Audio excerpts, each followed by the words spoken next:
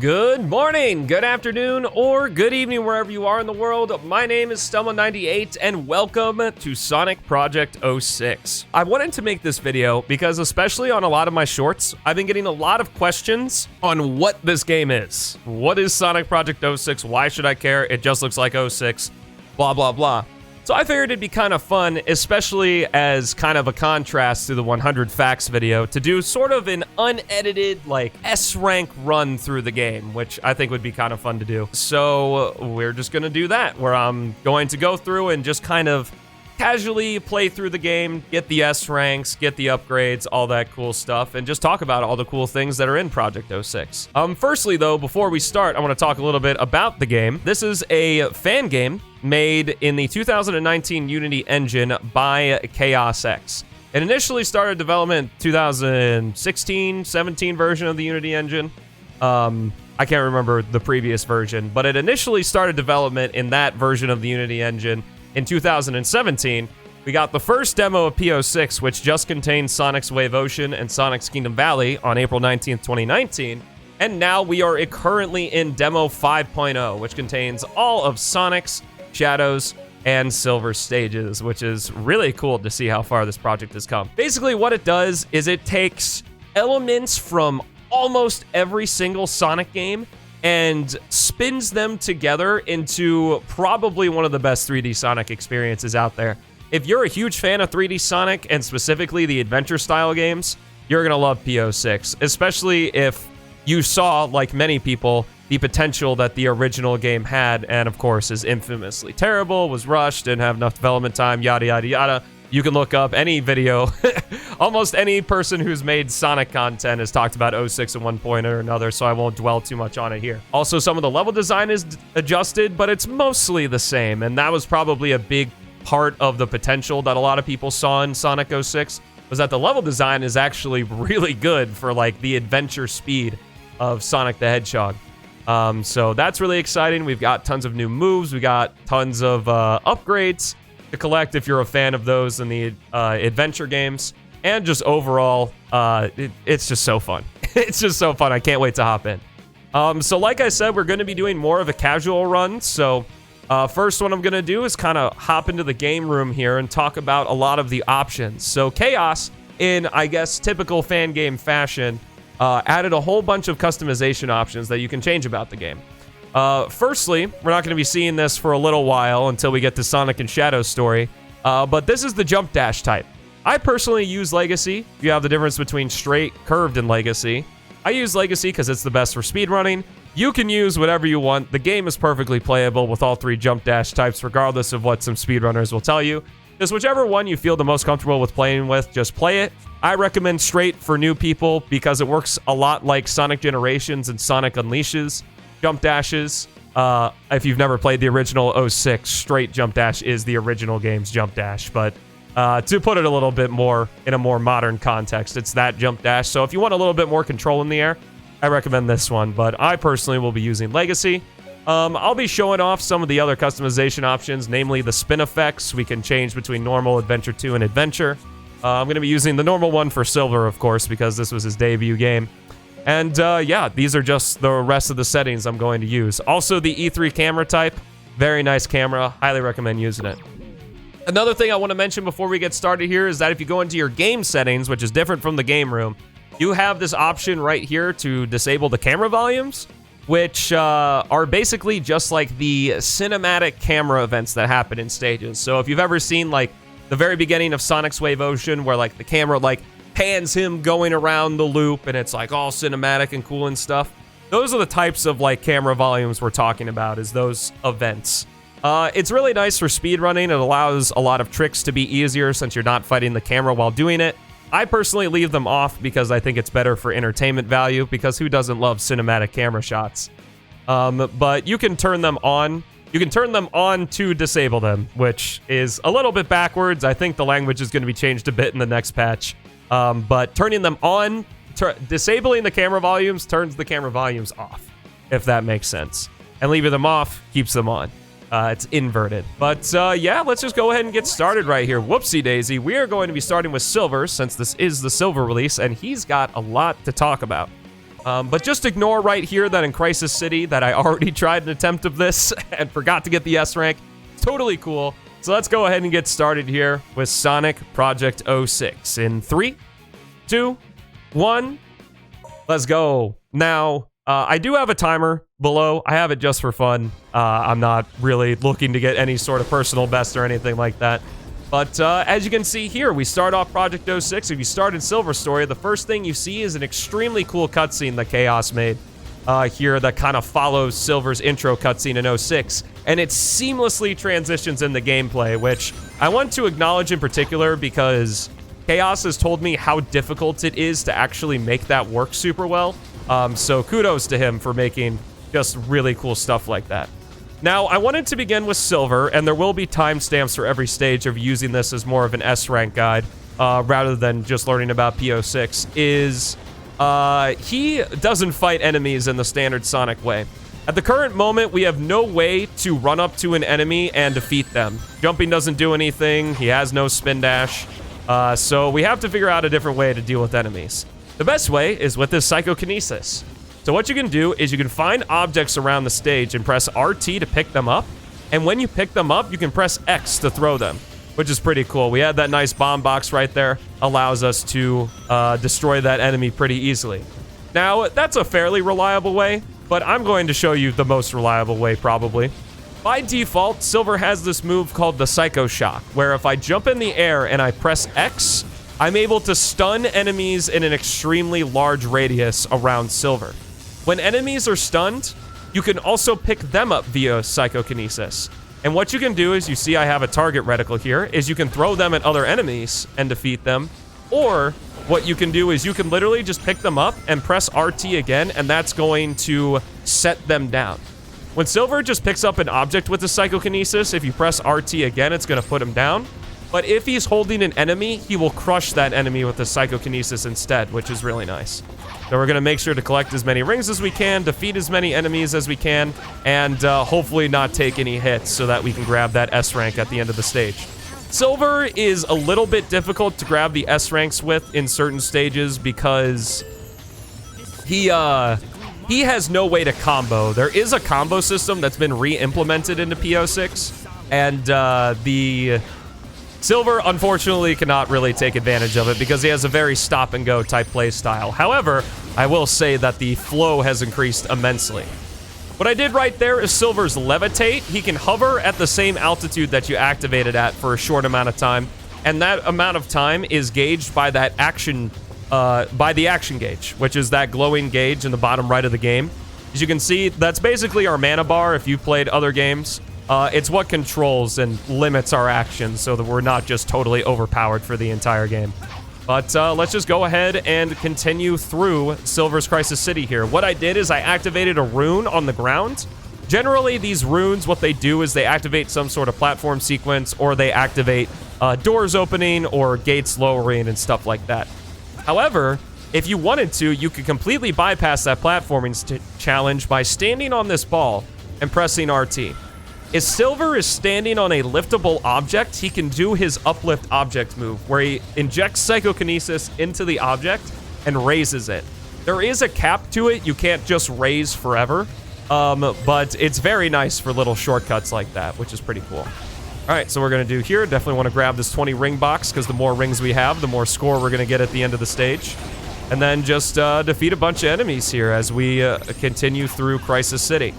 Now, as you'll see, main form of method is always always just throwing stuff at enemies or stunning enemies themselves. Silver is a very, I wouldn't really say he's a combat-centric character, but it is pretty neat that he deals with enemies and interacts with a lot of the common Sonic tropes and levels in very different ways compared to all of the other characters we've seen up to this point.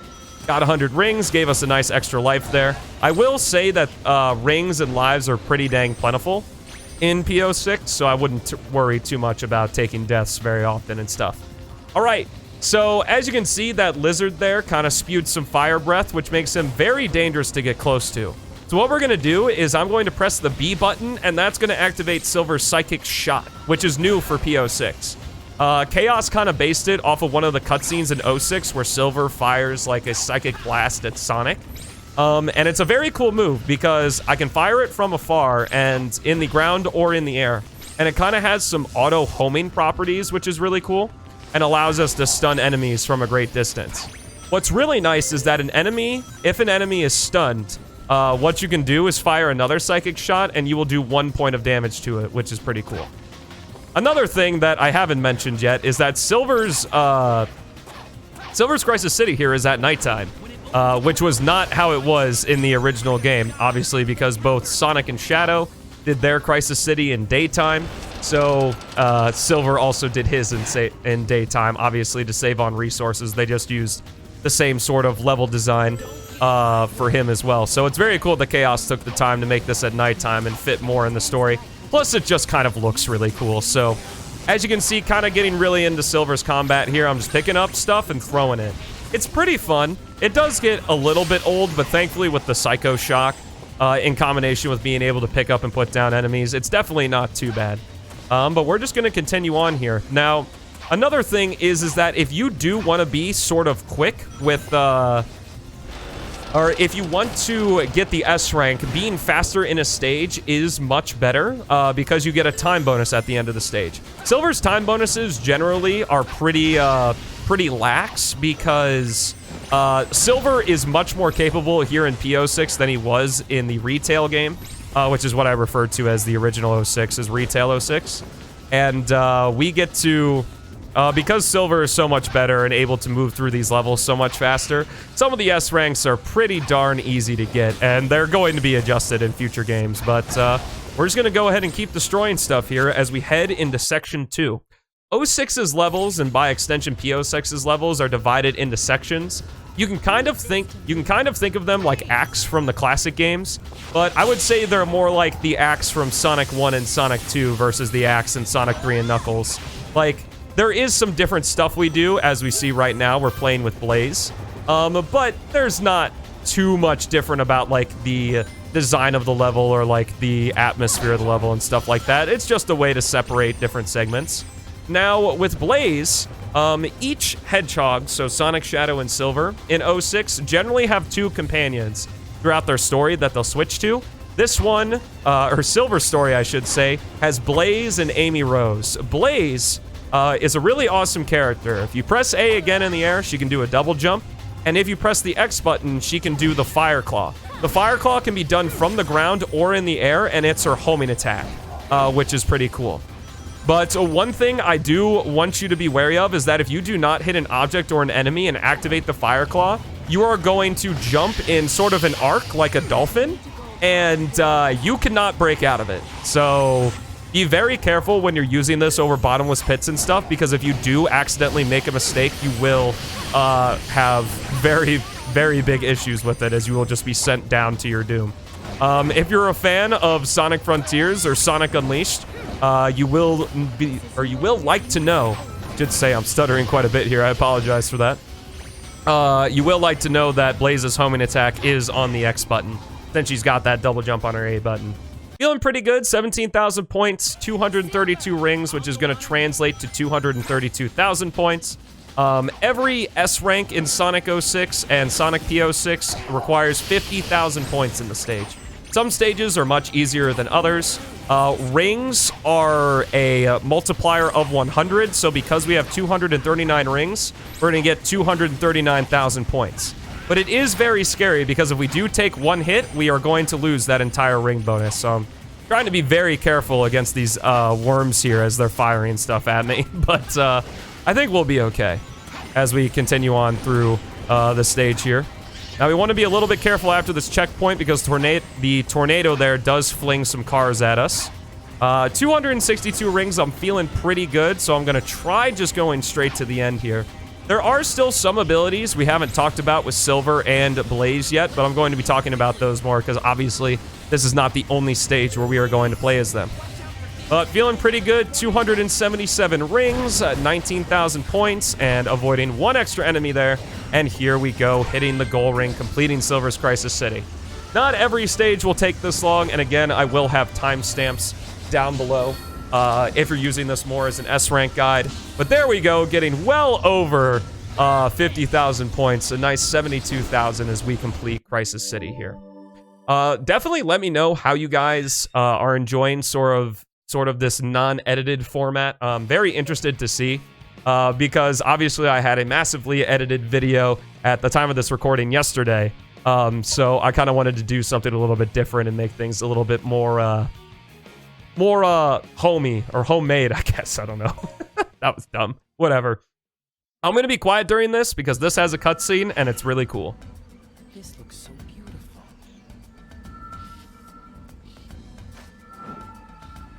All right, very nice. That cutscene was animated by SonicPox, who's a 3D animator who's done a bunch of animation, more fan animation, like for different Sonic games, as well as like, or Sonic fan games, I should say, as well as like their own 3D animations and stuff like that. So it's very cool that they were able to join Chaos on the project for this, which is pretty darn neat.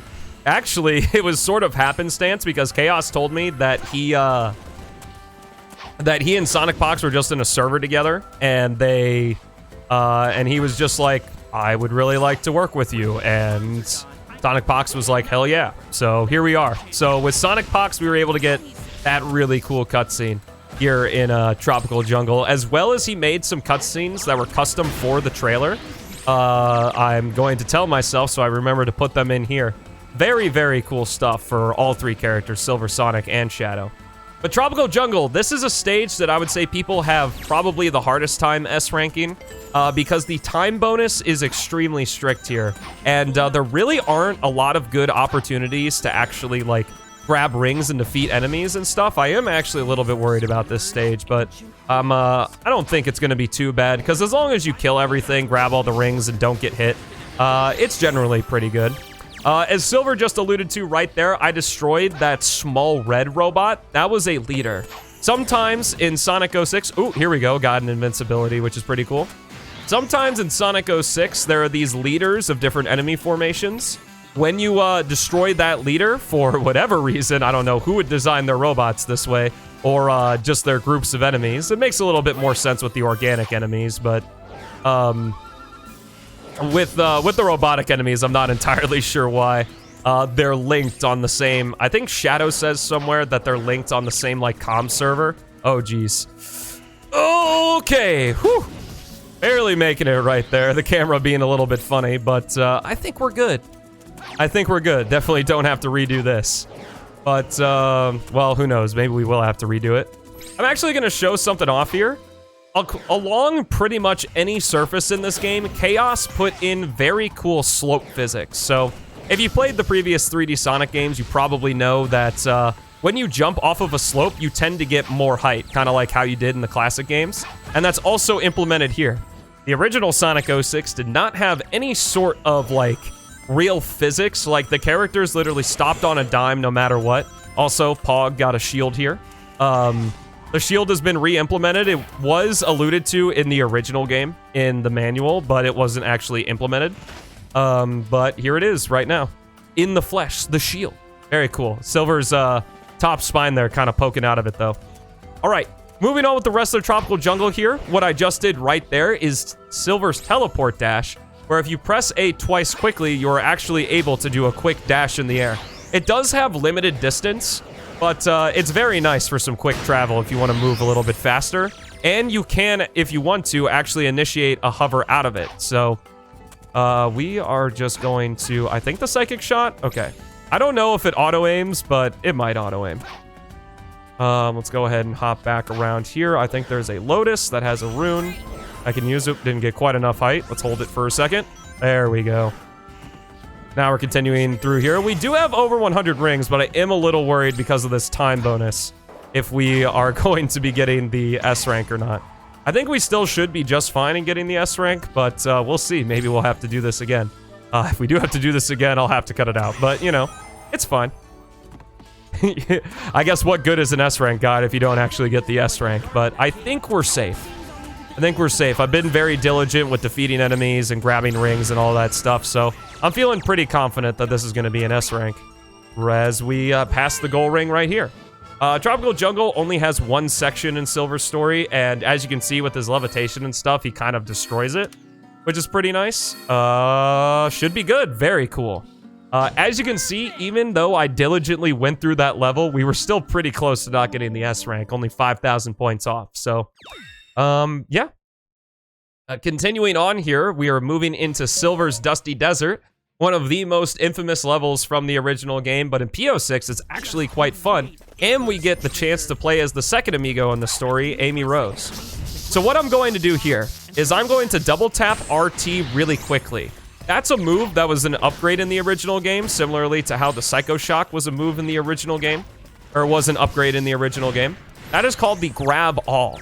It allows Silver to grab enemies and objects in a much larger radius than normally, but he cannot move while he does it. So it's kind of the drawback there than just grabbing people with your psychokinesis normally. It's an okay ability. Ooh, nice. The billiard balls are getting a little bit ahead of me. But well, what we're doing here is we're trying to get all these billiard balls into their holes. Now, I don't know why there are billiard balls in an ancient Soliana ruin, but whatever. It's kind of neat, I suppose. How you hit these things is that you hold your Psycho Smash, which is the X button action, the same button you use to throw objects with your psychokinesis and stuff, and you just want to roll them into the hole. Now, a lot of them were able to do it themselves, but don't worry, we're going to be seeing a billiard ball again, and I can talk about it a little bit more there. You only have 9 hits in order to get those balls all into the proper holes, but thankfully it's not too terribly difficult on that initial run through. What I'm grabbing right here, this is a gauge up capsule. What it does is completely refill your action gauge, which is really nice, especially when you're mid-flight with Silver, because obviously he doesn't replenish his action gauge in the air. All right, switching over to Amy Rose. Amy has gotten quite the glow up from the original game. She was quite notably the worst character in the original game, but she is so much better here. So much better. So, firstly, if we press the X button, we can do a hammer attack, which has a lingering hitbox and can defeat all these multi-hit enemies in 1 or 2 hits, which is very nice. She can also, like, continue to move while she's using it, which is very cool. It does slow her down, but it's still not too bad. Secondly, what she can do is, if we jump over these spikes here, is the hammer jump. If we hold X while we're moving, we do quite a horizontal hammer jump, which is really nice for these sections with larger gaps. This also has a hitbox that defeats enemies, but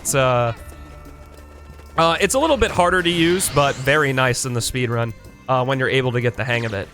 Also, what Amy has is a double jump that we're going to see right here, where if we press A again in the air, we do this nice little hop, which is pretty cool. And then we're just going to continue on. If we hold the B button, we're going to do Amy's spinning hammer attack. However, if we hold this for too long, she's going to get dizzy. Just like that. And you're dizzy for a good amount of time. So I recommend being very careful with the spinning hammer. The way to bypass that is that you can just let go of the B button. And you can immediately initiate another spinning hammer. So if you're just diligent for how long you've used the attack for, it's pretty easy to circumvent that problem. Gonna do a quick double jump up here, and we're gonna hit this switch. It's gonna open the door, but I do want to grab some of the extra rings and stuff around here. Now, in terms of Dusty Desert's S rank, it's pretty darn easy, because it has the retail 06 time bonus, which obviously with something we're gonna be seeing a little bit later in this stage, they expected you to take a lot longer to get through Dusty Desert, so they made the time bonus really huge. Because Dusty Desert is such a better stage in PO6, the time bonus basically makes the S rank free. But I don't know very much about the new patch that's coming out for the Silver release, but I do know that some stages in Silver Story got their time bonus rebalanced. So it won't just be a free S rank anymore. So I'm really trying to make sure that I'm doing my due diligence and kind of showing more of an S rank route that'll work regardless of the time bonus, but I imagine we will still be getting the S rank based off of the time bonus. But again, as is the method with most of the S ranks we're going to be getting in this game, the key is to defeat everything and grab every ring and not get hit. The not getting hit part is pretty hard, especially if you're newer to PO6, but it just takes some getting used to. Obviously, an S rank wouldn't be an S rank if you got it on your first try. All right, this is a pretty special room. It doesn't seem like it at first because there's just 2 enemy formations we quickly get rid of. But the door opens to the ball puzzle. However, if we just run right over here next to this spike ball, we're gonna see a little arrow of rings. And what we can do is use the psychic shots, sorry, to destroy these statues, and these statues are going to reveal some switches, which is pretty cool. Now, if you just run up and hit these switches, you're gonna be very disappointed because nothing is going to happen. Just like that. However, if you look at a little bit of the conveyance that Chaos put, you can actually see that we've got 1 ring on that switch, 2 rings on that switch, and 3 rings here. If we hit the switch 1, 2, 3, there we go. We've opened up the pathway to or a special pathway. I don't want to spoil it just yet. This is actually what I believe, someone can correct me in the comments if they know, an unused part of Silver's Dusty Desert that Chaos sort of re-implemented here for something really special that we're going to be getting at the end. We're going to wait for this laser gate, and we see this strange item trapped in a box. We head over here, there's a rune we can activate, which is going to activate these boxes here, and jump up and hit this switch. This switch is going to open the cage, and we are going to grab Silver's Lotus of Resilience, his first brand new upgrade for PO6. As you can see, the tooltip says you can now curl and spin when jumping, and the teleport dash lasts much longer. So remember how I talked about how the teleport dash only goes a certain distance?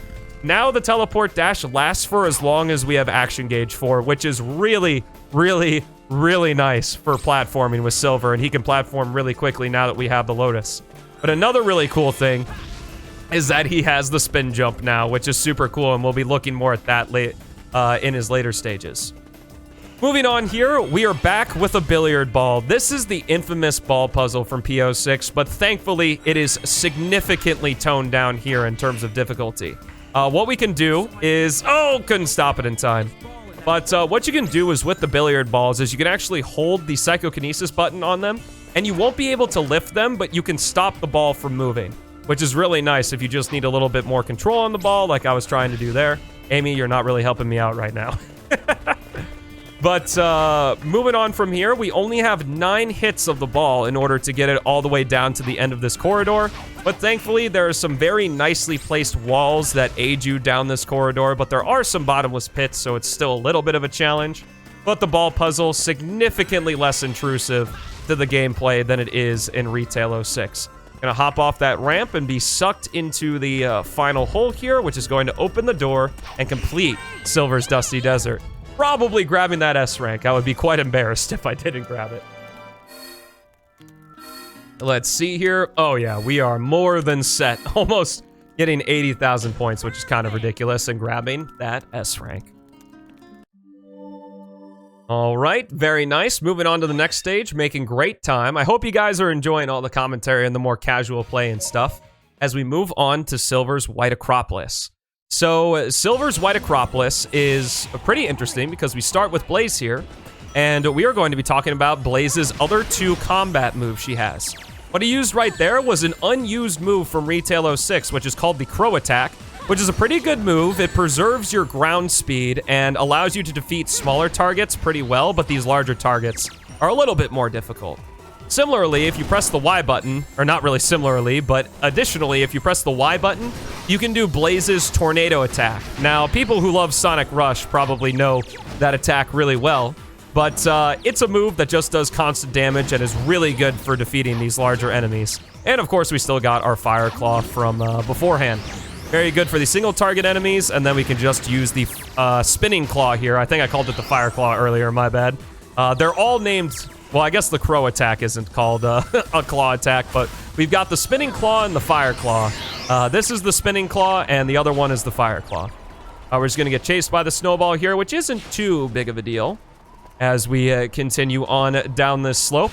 Fun fact, White Acropolis' level design, both Section 1 and Section 2 were both outsourced. Sonic Team did not create this, this terrain. Kind of interesting. But we're really going to see the Spinning Claw in action here as we activate it by pressing and holding the Y button. I should stress that in order to continue using the Spinning Claw, you have to hold the Y button. You can't just press it and forget it. Blaze Makes a liar out of me. Okay, apparently you can, but it doesn't look like it lasts for as long of a duration. If you hold it, I think it lasts a lot longer. Oh yeah, for sure. So, definitely better to hold the button like that. I don't know if that's intentional or not, but I just learned about that. All right, time to do section 2 with Silver here, hopefully showing off this teleport dash much better. One thing to note is that with the Lotus of Resilience, Silver's teleport dash will go a farther distance than if you just jumped and hovered normally. So we're going to be trying to use the teleport dash as much as possible. Now, I could grab this rune here. What I'm going to do instead is show off that the Badnik bounce exists here in Project 06. It's probably the best 3D Badnik bounce we've ever had. And where you jump on the enemy determines the height that you're going to get off the top of it. So right there, I jumped off the top of that enemy and used the Badnik bounce to get on top of these boxes. Similarly, I'm going to do a quick teleport dash, and with just enough meter, you can get right over that laser gate. That's not how you're supposed to do it, but I kind of wanted to show off that the teleport dash is extremely useful here in White Acropolis. Now, we got 18,000 points. We're probably going to get somewhere around 20,000 points when we finish the stage, so we want to be sure here in the giant open area, again, this is what I was talking about with 06's level design having a lot of potential, is that we have this giant open area with Silver being a fairly speedy character, especially with the Lotus of Resilience. We can use the teleport dash to really explore this large area and defeat a bunch of enemies. I think we're actually pretty good here, sitting with 16 rings. That's going to be an extra 1,600 points, along with the 28,000 points. But just to make sure, I'm going to defeat a couple more enemies here before we finish off the stage for good. Go ahead and head through here, jump here, do a little Psycho Shock. The Psycho Shock also ignores projectiles. Gonna grab the shield, the invincibility, and the gauge up there just for a little bit of fun as we make our way to the end of the stage. And, yeah, that was Silver's White Acropolis. A fairly tame stage in all things considered, but still pretty fun to play through. Again, especially with that Lotus. The Lotus of Resilience is probably Silver's most important upgrade. It really just makes his movement extremely fun. All right. Next up is going to be Silver's Radical Train, another stage that is only one section. It's a pretty gimmicky stage for the other hedgehogs, but for Silver, it's not too bad at all. What we were going to do here is just kill a bunch of enemies, grab a bunch of rings like we've done before. I would say that it's way more important and probably the most important here in Silver's Radical Train to defeat all the enemies and grab all the rings you can. And the reason I say that is there's actually not a lot of opportunities to defeat enemies and grab rings. Oop, took a hit here. But I think we're going to be just fine. Especially in the speed run, if you're trying to speed run the S rank, the time bonus is really generous, but there aren't a lot of situations where you can actually defeat enemies and grab rings and stuff. Obviously, because we're playing through a little bit more casually, it's going to be a bit easier for us to do that sort of stuff, but if you're trying to speed run the game, this stage can be quite the pain in 100% if you decide to run that category, which is really fun. I recommend it. But moving on here, we're just going to use Silver Psycho Smash to destroy this gate and try to defeat all the enemies we can to open up this box here. As we throw them at that, going to use a Psycho Shot, or Psychic Shot. It's very strange because Silver's got two types of abilities. He's got Psycho abilities and he's got Psychic abilities. They're both pretty much the same, they're just called something different. So if I call it the Psycho Shot, that's my bad, because it's called the Psychic Shot. Which, I don't really know the difference, but hey. Still works, so not a huge deal. But moving on through Radical Train here, we got 9,000 points, 43 rings, sitting pretty good. But, of course, we just want to be extra safe here. We're probably going to get 30-ish thousand points on the time bonus. So I definitely want to make sure we are going to hit that S rank. Redoing this stage, it's fairly short, so I wouldn't be too upset about it, but let's go ahead and just hop right on through here. We've got some enemies we can defeat here at the ends, and here's me praying we're going to get the S rank on the first try. If we don't, I'm going to be cutting this out and putting on putting in the successful attempts, but I think we're good. I feel confident. 11,000 points, 53 rings, a fairly generous time bonus. I think we're good. Let's see what happens. Come on. Oh, yeah. More than safe. Very nice. Grabbing the S rank. I am a little nervous. Doing this live is a bit scary. But I think it'll be good for those who are using this as an S-rank guide, and hopefully it's useful in that way for you. All right, moving on to what I like to call the Gauntlet. So the Gauntlet is Silver's Aquatic Base, his Kingdom Valley, and his Flame Core. These stages are quite the difficulty spike from his previous 5. And starting off with a bit of different stuff here, we're actually switching to Shadow, who in Silver's story, I guess because they wanted to have like Sonic and Shadow, or have you at least play as Silver for a little bit in Sonic and Shadow's story. Similarly, we play as Sonic and Shadow for a little bit in Silver's story here. So I'm not going to talk too much about Shadow. He can jump, he can homing attack, and he does a bunch of other stuff as well, but there's not enough time to talk about him here because we're actually finished the section. I'm just delaying a bit. We'll talk about more about him in his story, but I do want to note real quickly here that if we take this zip line, there's a rune. But we're playing his Shadow and activating his Chaos Boost, which I didn't want to talk about yet, so we won't. But can't activate that rune because we're not Silver, so we're going to have to make sure when we come back to this section that we hit that rune with our Psychic Boy right here. But switching back to Silver, just a very short little Shadow section. Shadow's kind of meant to be the combat-oriented character of the game, but honestly does combat probably, I don't want to say the worst of the 3 because it's still very good. But I would say he's probably better than Silver at combat, but he's worse than Sonic, which is kind of funny, considering a lot of his abilities are geared quite toward him being the best of the 3 in terms of combat. He's definitely the most anime of the characters, if I had to put a word to it. But anyway, back as Silver here. I did take a hit, but I'm not worried. Aquatic Base, again, is another one of those stages that had a very generous time bonus in the original game because they expected you to take quite a while on a lot of these sections. But because we are in P06, we are not in Retail 06, it's going to be quite easy. I'm pretty sure that this is one of the stages that's going to get a rebalanced S rank, though. So, unfortunately, we can't be in Bliss forever, but if you want a quick little tip, generally when Chaos does these update patches, the save file tends to carry over. So if you want to have an easier time with Silver's S ranks, you can get the S ranks in Silver Release 1.0 and transfer the save file to whatever he's going to call the Silver Release patch. But here we are, back in this section of Aquatic Base. So let's go ahead and jump up the wrong thing. We want to take this zip line over here, and now that we're Silver, we can actually grab this rune right here. Now, if we open that, we're going to see that we've got 3 enemies to defeat, and we can actually activate the Psycho Shot with switches. We try to hit the 3 of these switches. I think we can actually do it. Oh, we can. You're intended to use the Psycho Shock, but it looks like Silver's just too speedy of a character now that you don't have to worry about it as much. So if we go over, that's the way we need to go, so we don't want to go that way. We go over to this door we just opened and continue along here. We are going to see that there is another upgrade that we can grab. Let's go ahead and hit these 2 switches. And the door still doesn't open. God damn it. Or the cage, I should say. Chaos was a little sneaky here and put 2 switches at the very beginning of this room. So you'd have to go back and jump over this very perilous gap 2 times. All right, and let's grab our upgrade. The Flame of Control. A charged Psycho Smash. Or the charged Psycho Smash throws... Oh, okay. I see what that said. The charged Psycho Smash throws deal more damage. So, one thing that I haven't talked about yet because it hasn't been as useful is the Psycho Smash. So, the Psycho Smash is the ability we use when we press X, right, to throw stuff. If you actually hold and charge it, you can throw all of your objects at once. And now that we have the Flame of Control, those throws where we throw everything at once deal more damage, which is pretty nice, I would say.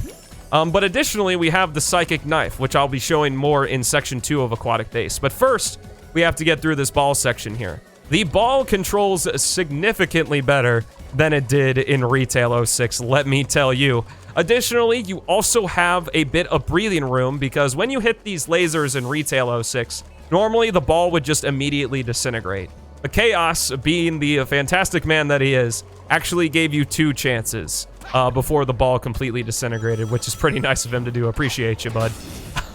But let's just continue through here using some grab balls. I also wanted to say that the hold smash which is what it's called, or the Charged Psycho Smash as Chaos calls it, was actually an upgrade in Retail 06 as well that you could buy in the shop. But all of the upgrades that you could buy in the shops in Retail 06, the characters have naturally here, which is pretty nice. Well, sort of. All of the non-gem abilities, but we'll get to that when we get to Sonic's story. Just defeating some enemies here. Gonna show off the Psychic Knife in a little bit, but not quite there yet. Do some platforming here. I do also want to note that Silver, when he's doing the teleport dash, he is invincible. However, he is not invincible when you're just levitating, so be very careful when you're levitating near enemies, and I suggest doing a teleport dash because you go a longer distance anyway. But right here, the gimmick of Aquatic Base, you could say, we didn't see it too much in Section 1, but in Section 2 here, we have these magnetic poles that just are basically a giant AoE attack that defeat any enemy regardless of health right near it, which is pretty nice. For some of these bigger combat sections, we can just do a quick Psychic Slap or Psycho Smash or whatever you want to call it, and head through here. Got a little bit of a 2D section here. Chaos decided to change that, makes it a little bit easier to go through. And I'm going to show off the Psychic Knife with these enemies.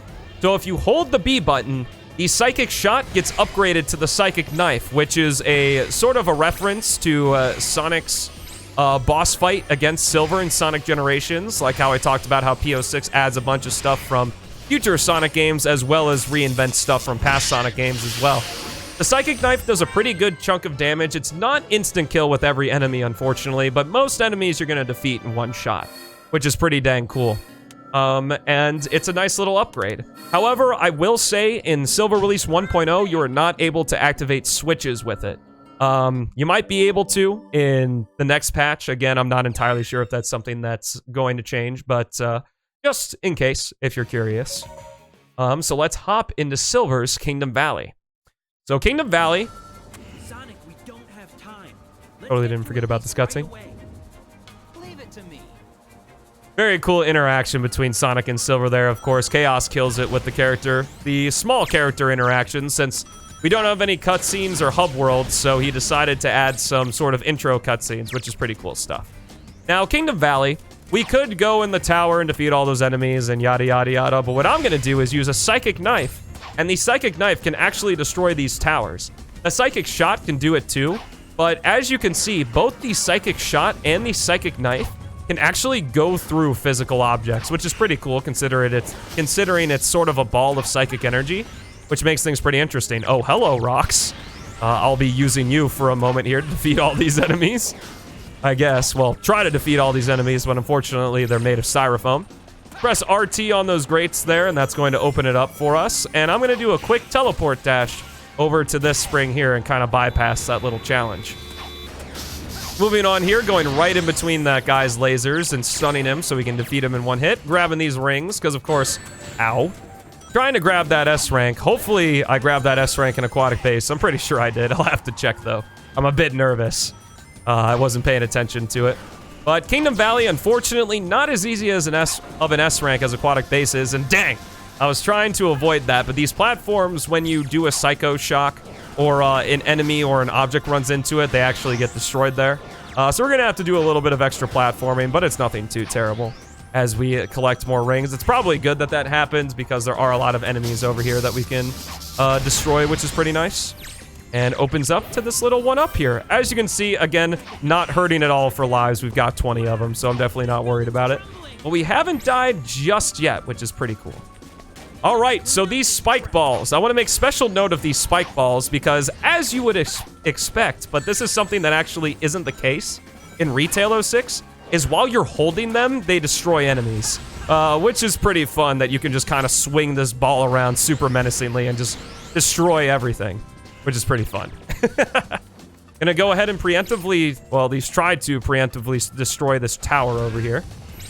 You can destroy this tower with the pendulum, but I will say in PO6, and I know it's something Chaos is working on for the patch, these pendulums, they sort of work. Sort of work. Not again, but Silver is a character that, unlike the other Sonic characters, they are, they use physics. They exploit physics. Silver is a character that is baked in physics, which is a term I coined from Big Yuri Box's Silver video, which I highly recommend watching. He's an awesome YouTube creator. He talks about how Silver is a character that is baked in physics. He is entirely based around it, and sometimes with how touchy Sonic physics can be to make sure everything works right, sometimes things just don't quite work as you would expect them to, and that's definitely not the fault. Having a character with psychokinesis or telekinetic abilities is a very difficult thing to program in a video game, and Chaos gets Silver right 99 times out of 100, so I'm definitely not upset that one gimmick in a stage that's easily circumventable doesn't work quite as well.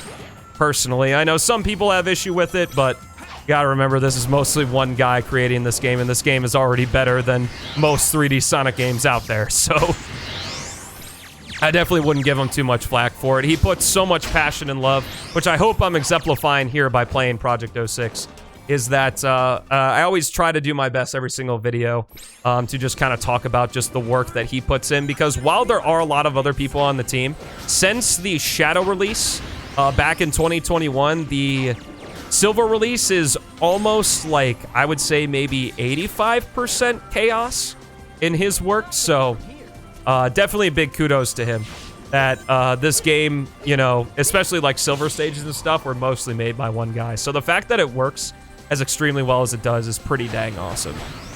But moving on here with Sonic, we are just doing a bit of automation with him. We're going to be talking about Sonic a lot very soon. I know you guys are probably excited to get to the blue blur himself.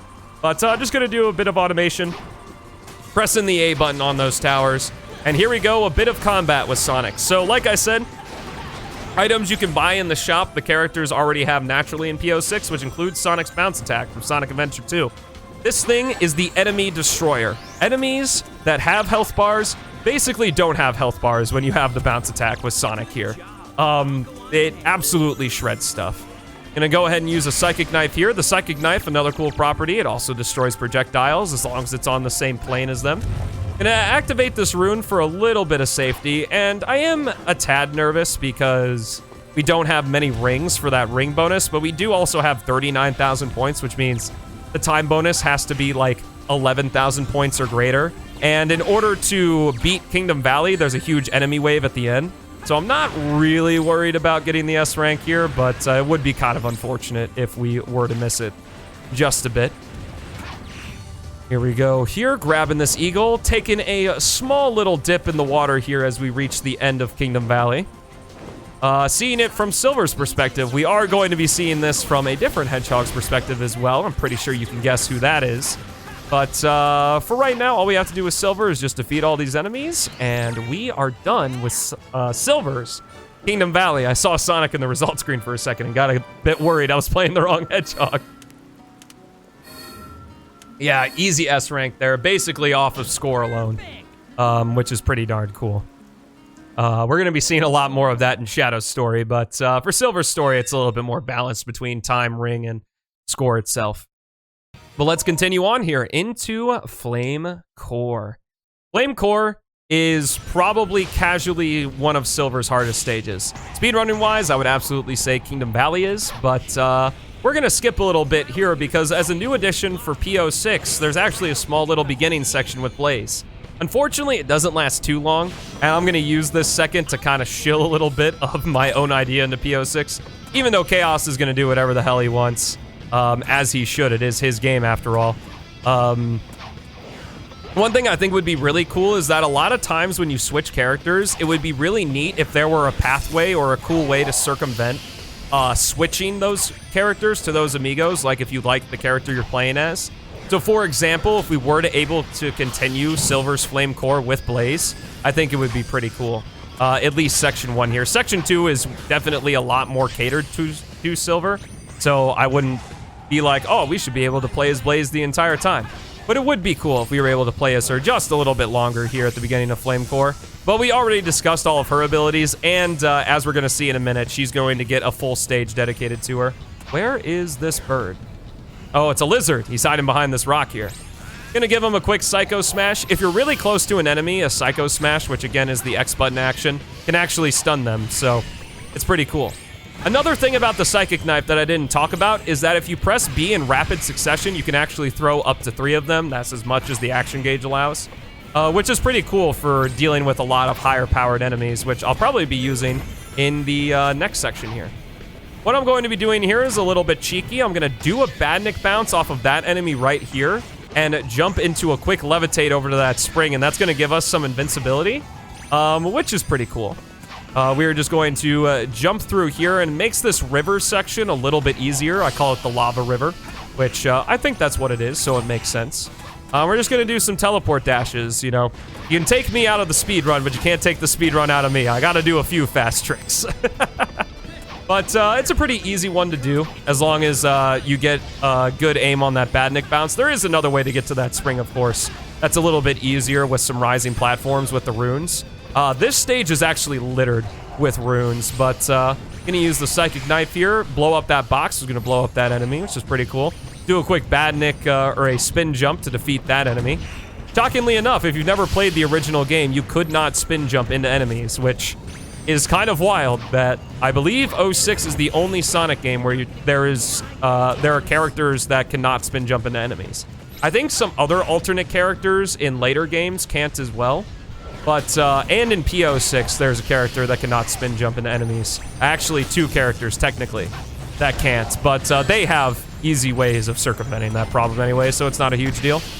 Flame Core, just like Aquatic Base, pretty darn simple for the S rank. The time bonus is huge here, so again, not too worried about the rings. Something very scary here is, as you've seen throughout Flame Core Section 1, the volcano is actually spewing meteors, and you can get hit by them. Sometimes you can get hit by them in automation. So, it can be a little frustrating to S-rank this stage if you're in that automation to get into Section 2, and you end up getting bopped by a meteor. But, you know, what are you gonna do? It just happens, you know. But, here we go. Moving on to Silver Section 2 of Flame Core, where we're just gonna destroy some enemies, and we are going to hit this little rune here.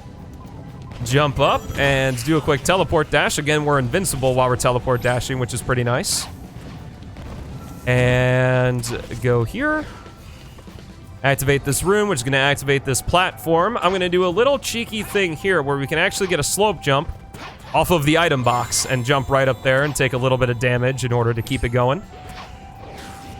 So yeah, if you're interested in trying those speedrunning tricks, I definitely recommend doing so. This game is an incredibly fun casual game and also an insanely fun game to speedrun as well. We have a whole Discord server, which I'll link in the description, where you can join in. We are actually currently doing an IL competition that, even though it's ongoing, feel free to join if you'd like by joining that server, where we basically play one stage for a whole week and compare who has the fastest time at the end. It's pretty darn fun. Last week, we had 29 people participate, and every single person pretty much said they had a blast. I know there were some people that were frustrated. Definitely more close to the top level of the runners. But for the most part, it was pretty darn fun to participate in. Anyway, let's see if I can avoid this. Dang, almost took the hit. So a little cool thing to kind of cap off Silver's story is we have to defeat the Flame Core, or this ball of power, question mark? That is supposed to represent Iblis's, like, core, I suppose? I think. I don't actually know the lore, but we're just gonna go through here. You can use those rock things to shield yourself from the shockwaves, but we can just hit the rune at the top here and destroy it, getting this cool little cutscene, but don't worry, we might be back here a lot sooner than you may think. But here we go. All we have to do is the lava no longer damages us, and we can just run right to the end of Flame Core here and snag that goal ring. And I would say most definitely get the S rank. At least I hope so. Yeah, very nice. 43,000 points. Easy. Easy. Let me actually check Aquatic Base and see if we got the S rank. That'd be quite embarrassing if I didn't. Especially because Aquatic Base is a really easy S rank. But better to be safe than sorry, of course. Yeah, we got that S, no problem. All right, into our final-ish stage with Silver is Blaze's Wave Ocean. So every character in P06 has an extra stage, or every story, I should say, as an extra stage where you play through a small section with one of the amigos. This is probably widely regarded to be the most fun one. And just to add a little bit of spice, Chaos actually changed the time of day of Wave Ocean, just like he did Silver's Crisis City, to be at sunrise, which is pretty neat. But with Blaze, you know, we've already gone over all of our moves. We've got the double jump, the fire claw, the spinning claw, and the crow attack. Definitely the fire claw and the spinning claw are going to be our greatest assets here in getting the S rank, because Blaze, unlike Silver, can actually combo stuff. The combo system is pretty interesting in PO6. Basically, stay off the ground and defeat stuff, and you are going to keep your combo going. So in some cases, using the fire claw is actually better than the spinning claw because you can hold the combo for longer, but both are very viable options. The time bonus is actually pretty huge in Blaze's Wave Ocean, so even if you do a more casual run like I'm doing right here, it is still fairly generous on that, but already sitting there at 34,000 points. The combo system, I know, is something that Chaos wants to change a little bit because it kind of makes things a little bit too easy to get the S rank, especially in some stages that just have oodles of enemies like Sonic's Aquatic Base. But I would say that, you know, it's still pretty cool that we get to, come on, brain, let's think for a second here. That we get to get large combos. That's what I was trying to say. Gotta love this more unedited stuff where my brain just stalls for a minute. Now, interesting bit of trivia, in Retail 06, the stage would actually end right here. The Chaos actually made this really cool set of level design to kind of finish Blaze's Wave Ocean in a cooler spot. Now, we could go that way, or we can break this box here. And there's actually a little bit of a shortcut, which is pretty neat. Gonna jump down here, hop over here, grab this, and take another little shortcut down here. Hey, how about them apples? Let's go ahead and do some homing attacks. Get hit by those lasers, but it's okay. We had a shield. Definitely not worried about the S rank here as we take this spring into the goal ring, into this awesome kind of splash screen here. Actually gonna undo this split real quick because we are not quite done with Silver's story yet. Okay, I don't know why. I was like, we have 42,000 or 43,000 points. For some reason, I thought we had 23, and I got a little scared. But there we go. All the S ranks in Silver's story. The Sigil of Awakening has manifested in Flame Core. I will go ahead and meet you guys at the end of Silver's Flame Core. Alrighty, folks, welcome back. Here we are at the end of Silver's Flame Core. Now, as it alluded to after we grabbed that final gold medal, which we got from S ranking all of Silver's stages, is if we hop back to the very end of Flame Core and defeat the Iblis Ball again, something a little special is going to happen, but I don't want to spoil it too much because it's very cool, and I'll try to be quiet when it happens because Chaos, he popped off. I can't not fanboy about this, so enjoy the cutscene.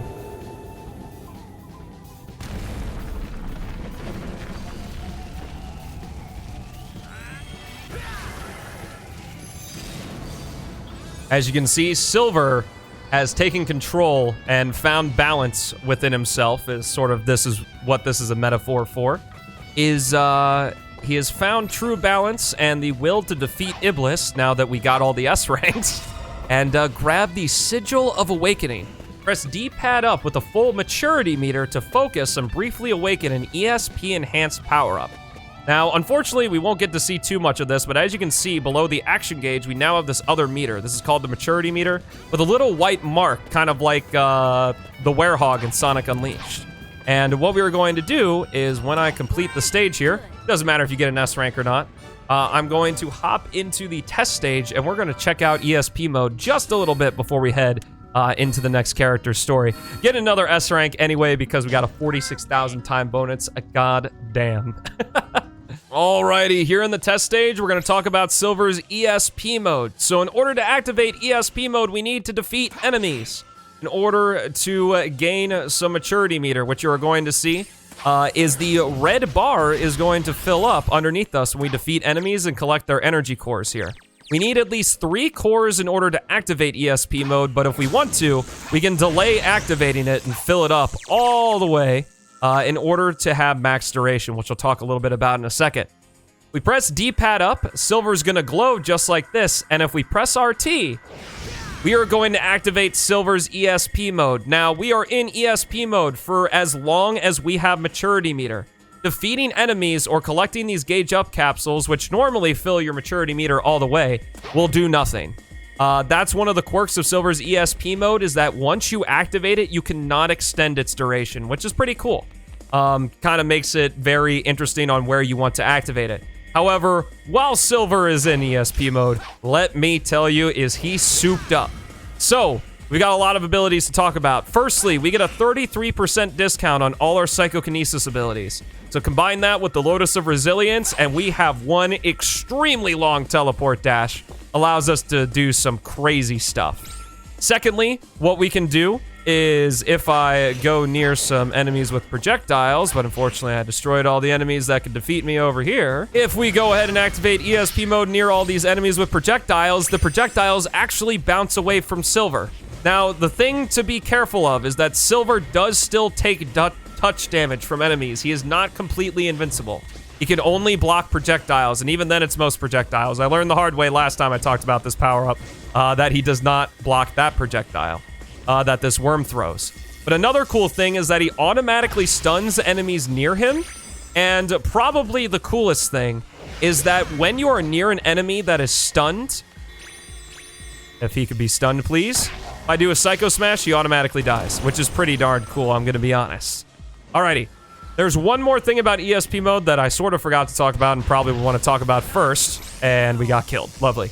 Alrighty, the last thing I want to talk about is when you activate ESP mode, you do a giant blast that immediately destroys all the enemies in the surrounding area, which is really cool. There are some other niche uses that ESP mode has, like you can actually use the grab all while moving now. And I believe there's something I think about the psychic shot. I think it's souped up. I'm not entirely sure. I don't quite remember. Yeah, it has a larger radius, so you're actually able to destroy enemies in a giant wave around you. So very cool stuff, and we will be seeing it later in the run. But that was just a quick thing on ESP mode since we get it at the very end of Silver's story, and we can't actually use it for anything. Alrighty, let's go ahead and hop into everyone's favorite Blue Blur's story, Sonic the Hedgehog. Right into Wave Ocean. Now, Silver's story, there is a lot to talk about. Sonic's story, there's significantly less to talk about because all I can really tell you, he controls like he does in Sonic Adventure 2, with Sonic Adventure 1's sort of more tight movement and physics. I don't want to say floaty jump, but we do have the spam dash if we mash the X button, which is really cool. We've got the homing attack, and we're using the legacy jump dash, which I'll talk about more later. But one really cool thing about Sonic is that in a lot of his stages, we can actually pick up the gem abilities. Right here is the green gem. Allows us to perform a tornado attack, and all of the gems in the game allow us, all of the gems in the game can be upgraded 3 times. So every gem starts at level 1, and every time you defeat 3 enemies, or I should say more accurately, collect 3 energy cores, you will level up the gem from level 2 to level 3. Or level 1, level 2, and then level 3. Generally, what it does is... with most of the gems, it just increases the area of effect. So for the green gem here, we have the tornado attack. And the tornado attack gets increased in range and devastation as we level up the gem. So here at level 3, we have this massive tornado that just completely destroys stuff. Sonic's gems are the key to his stages and make his game really, really, really darn fun, which is pretty great, I'm gonna be honest. But for the most part, when it comes to going through these stages, I'm going to be a little bit more lax when it comes to explaining stuff, because I would assume if you are playing PO6, I'm going under the assumption that you have played a 3D Sonic game before, so I'm not going to talk about Sonic's core movement too much. We've got the light dash, we got the bounce attack, we got jump dashing, homing attacking, all that good stuff, and the spam dash, of course. All right, moving on over to Tails. We do have Tails playing similarly to how he does in Adventure 1. We are able to fly, and flying is actually tied to the action gauge. So if you defeat enemies in the air while you're flying, their energy cores can actually extend your flight, which I think is a really cool mechanic and really rewarding for being creative with how you defeat enemies. He can also, if you hold the X button, throw dummy ring bombs on the ground, just like this, which defeat enemies in a wide area. Each of those rings does damage. You can also just press B to do a quick snipe attack, which is pretty cool. Just like that. You can also spam it in the air to destroy stuff. And there are a few extra abilities in addition to the tail swipe that we will be talking about more as we continue to play as him throughout the story. But we are going to head on right through into the first of 4 Mach Speed sections. Mach Speed sections are not nearly as scary as they were in Retail 06. Oh gosh. Okay, maybe a little bit scary. But Chaos did give you a few ways to be able to slow yourself down if you're going a little bit too fast. If you hold the B button, Sonic will do the slide attack that he had in Retail 06. Again, the anti-grab chip that he was able to purchase in the original game is inherent to his moveset here, and I'll be talking more about it in our next stage. I will be doing a little bit of speedrunning here. It can't take it out of me, man. But the Mach Speed section stages are very good stages when it comes to S ranking, because the Mach Speed sections, while if you go face first into a rock like I did at the beginning of the section here, yes, you will take damage. It's actually really difficult to take damage in Mach Speed sections, assuming you're avoiding all of, the hazards and such. Actually, taking damage by, ramming into things is very unlikely, which is pretty nice and a much welcome change.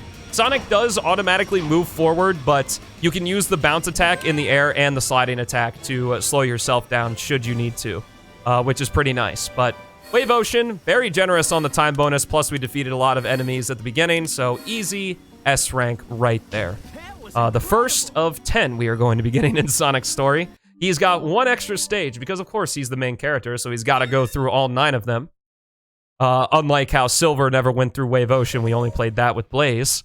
We are going to be heading into our next stage, Dusty Desert. This is Sonic's, I guess technically 3rd gameplay style. It's him carrying Princess Elise. We're going to be doing this for 2 levels, and it's super sad because it's not as fun as playing as regular Sonic. We don't have the spin dash. We can't use the gem abilities. If we press RT, we do get this fire shield, which is kind of nice. It allows us to walk on the sand, and it does damage. Also grabbing the speed shoes there. Speed shoes were in the original game in one of Shadow's town missions. Well, we're never actually in any of the stages, but here they are in full force. And talking a little bit about the slide attack now that we are playing as Sonic and the Princess. One of the abilities we can use where we can hold the B button and we're going to slide for a short duration, similarly to how Blaze's spinning claw works. Does damage to enemies, and actually, unlike it being called the anti-grav slide, it actually adheres to gravity a little bit, where if you're going down on slopes, you will actually speed up, and if you're going up on slopes, you're going to slow down. So, a good way to keep your speed when you're playing as Sonic and the Princess. But what I'm going to do here, in order to get the S rank, is actually avoid taking that shortcut, and we are going to destroy all these enemies on the lower path. Now, we're not going to take the lower path in its entirety. Also, the shield protects us from most damage unless an enemy has a really large area of effect range attack. But what we're going to do right here is use the homing attack on this giant chain, killing a bunch of enemies, getting a bunch of rings, continuing our combo up here, and then when we land, we're going to get a bunch of points, and now we have over 100 rings, which is pretty insane. I'm going to go ahead and use the fire shield to just defeat a couple more guys here, and then with 20,000 points, 130 rings, I would say that that's pretty darn good. And we are going to finish up Sonic's story here with a lovely, or Dusty Desert here, I should say, with an S rank. Pretty darn easy to do. One of the easiest stages to get an S rank, and thankfully, only 1 section. Alrighty, moving on here into White Acropolis. One of my personal favorite stages, Sonic's White Acropolis. We are going to be seeing his 4th and final gameplay style in this game, and that is on the snowboard. Snowboard controls much better than Retail 06, and we can also do some tricks off of these ramps. As Sonic just said right there, if we hold down the A button and release right at the jump ramp, we are going to do some cool tricks. You know if you did it correctly, if he does those flips and, just kind of looks cool while he's in the air, just like that, and has some cool little effects, which is pretty neat. White Acropolis, I wouldn't worry too much about Section 1 because we do gain control of normal Sonic in Section 2. A lot easier to grab points there, so if you can, just grab the rings that you're able to grab and just continue on. The snowboard has a new move for P06 called the Kick Dash, which is kind of like a skateboard. I would imagine Chaos made this mostly for this section because if you run into walls, which is very easy to do in White Acropolis, it's very hard to pick your speed back up, but he added the kick dash that allows you to get to top speed, I think, in 2 or 3 dashes. So if you find yourself stuck on a wall or something, the kick dash is very, very nice in order to get you back up to speed, which is pretty cool. Gonna do one final jump here, have the game tell me I'm awesome, even though I already know I'm awesome. And we are going to head into section 2 here. Got that green gem again, but don't worry, we are going to be collecting another, and I would say it's a fan favorite. But Sonic. When it comes to comboing, Sonic is probably the best character for it. And that is because your combo is actually extended while you are doing the bounce attack. So normally I would say you probably have like a second or so after landing on the ground to initiate like collecting rings or hitting a dash panel or doing some sort of action to keep your combo. But if you do the bounce, it extends it for like, gosh, I don't know, probably like 4 seconds. It's honestly kind of ridiculous how long the combo extends for. But as you can see there, getting an easy 31,000 points. I barely had to do any work, just comboing enemies just like that. Next up, we are in Tails' section. Gonna see, I would probably say the last of his new abilities is he actually has the ability to do a tail spin in the air. It knocks him out of his flight, but don't worry, you can reinitiate his flight if you want. And you actually get a small boost off of enemies as if you did a badnik bounce if you do it. So if you got really good timing, you can actually extend your flight by bouncing on the enemies and then reinitiating it. And like I said, energy cores by defeating enemies actually extend the duration of Tails' flight. So we're easily able to fly really long distances with Tails there. Moving on here into the big open section of White Acropolis with Sonic. We're going to be using the bounce attack to kind of bypass some stuff here. We are able to get maximum height with the bounce attack if we bounce 2 times, which is pretty cool. Ow, excuse me. Gonna defeat these guys and grab our Sky Gem. Oh, that was almost cool. We're gonna grab the Sky Gem. The Sky Gem is notoriously one of the most fun gems in Retail 06 because of how broken it is. And I wouldn't say it's nearly as broken as it is in the original game, but it's still pretty good here. You hold RT, you get a target reticle, you throw it wherever it gets thrown to, you're going to be whipped away in that direction. At level 2 and level 3, as you see, Sonic gains kind of a little aura around him while you're being flung to the Sky Gem's landing point. That actually damages enemies, which is pretty cool. Not too terribly useful, because I wouldn't, like, there are other gems that Sonic has that do that job much better in terms of defeating enemies, but a nice little bit of protection if you were to use the Sky Gem in a situation where you would need to. You can also be used in the air, and if you use it against a wall, you get a really nice boost of speed upward, so it can be very good for saving yourself because you are able to switch gems in the air, which is pretty nice. Shadow, don't be late. You're talking to me? Good time to take a breath there. Short little cutscene, kind of, I guess, pointing out that Sonic and Shadow actually go through Crisis City at the exact same time in the game, which is pretty neat. But here we are in our second and final snowboard section. There are actually a lot of rings here, but it's a lot more dangerous than it is in section 1. So again, if you can bring rings out of this section, totally awesome, super cool. However, if you don't, it's also fine. Crisis City is a stage that has 4 sections, and there are lots of opportunities for rings, and the time bonus is very generous in the stage as well. So I wouldn't be Stummo if I didn't do this. Let's get the 360! Whoo! Had to do that. Obviously, you don't have to do that for the S rank, but I would have to do it or else I wouldn't get the S rank, of course. Obviously. And doing a little swag board as well. I guess I just have to show off. The muscle memory really is killer. Trying to play casually. It's a little bit tough, but here we are in section 2. I'm actually not going to equip a gem because I have really no need for either of them. We're going to be collecting yet another gem in this stage, unsurprising. As you can tell, we collect gems in the stages where we play as normal Sonic, as we didn't collect a gem in Dusty Desert, where we played as Sonic and the Princess. So let's just continue on here through Crisis City, doing a little bit of a shortcut there, but I'm going to use this time to talk a little bit about the Legacy Jump Dash. So the Legacy Jump Dash, why I like it the best and why it's the best for speedrunning, is it preserves your direction.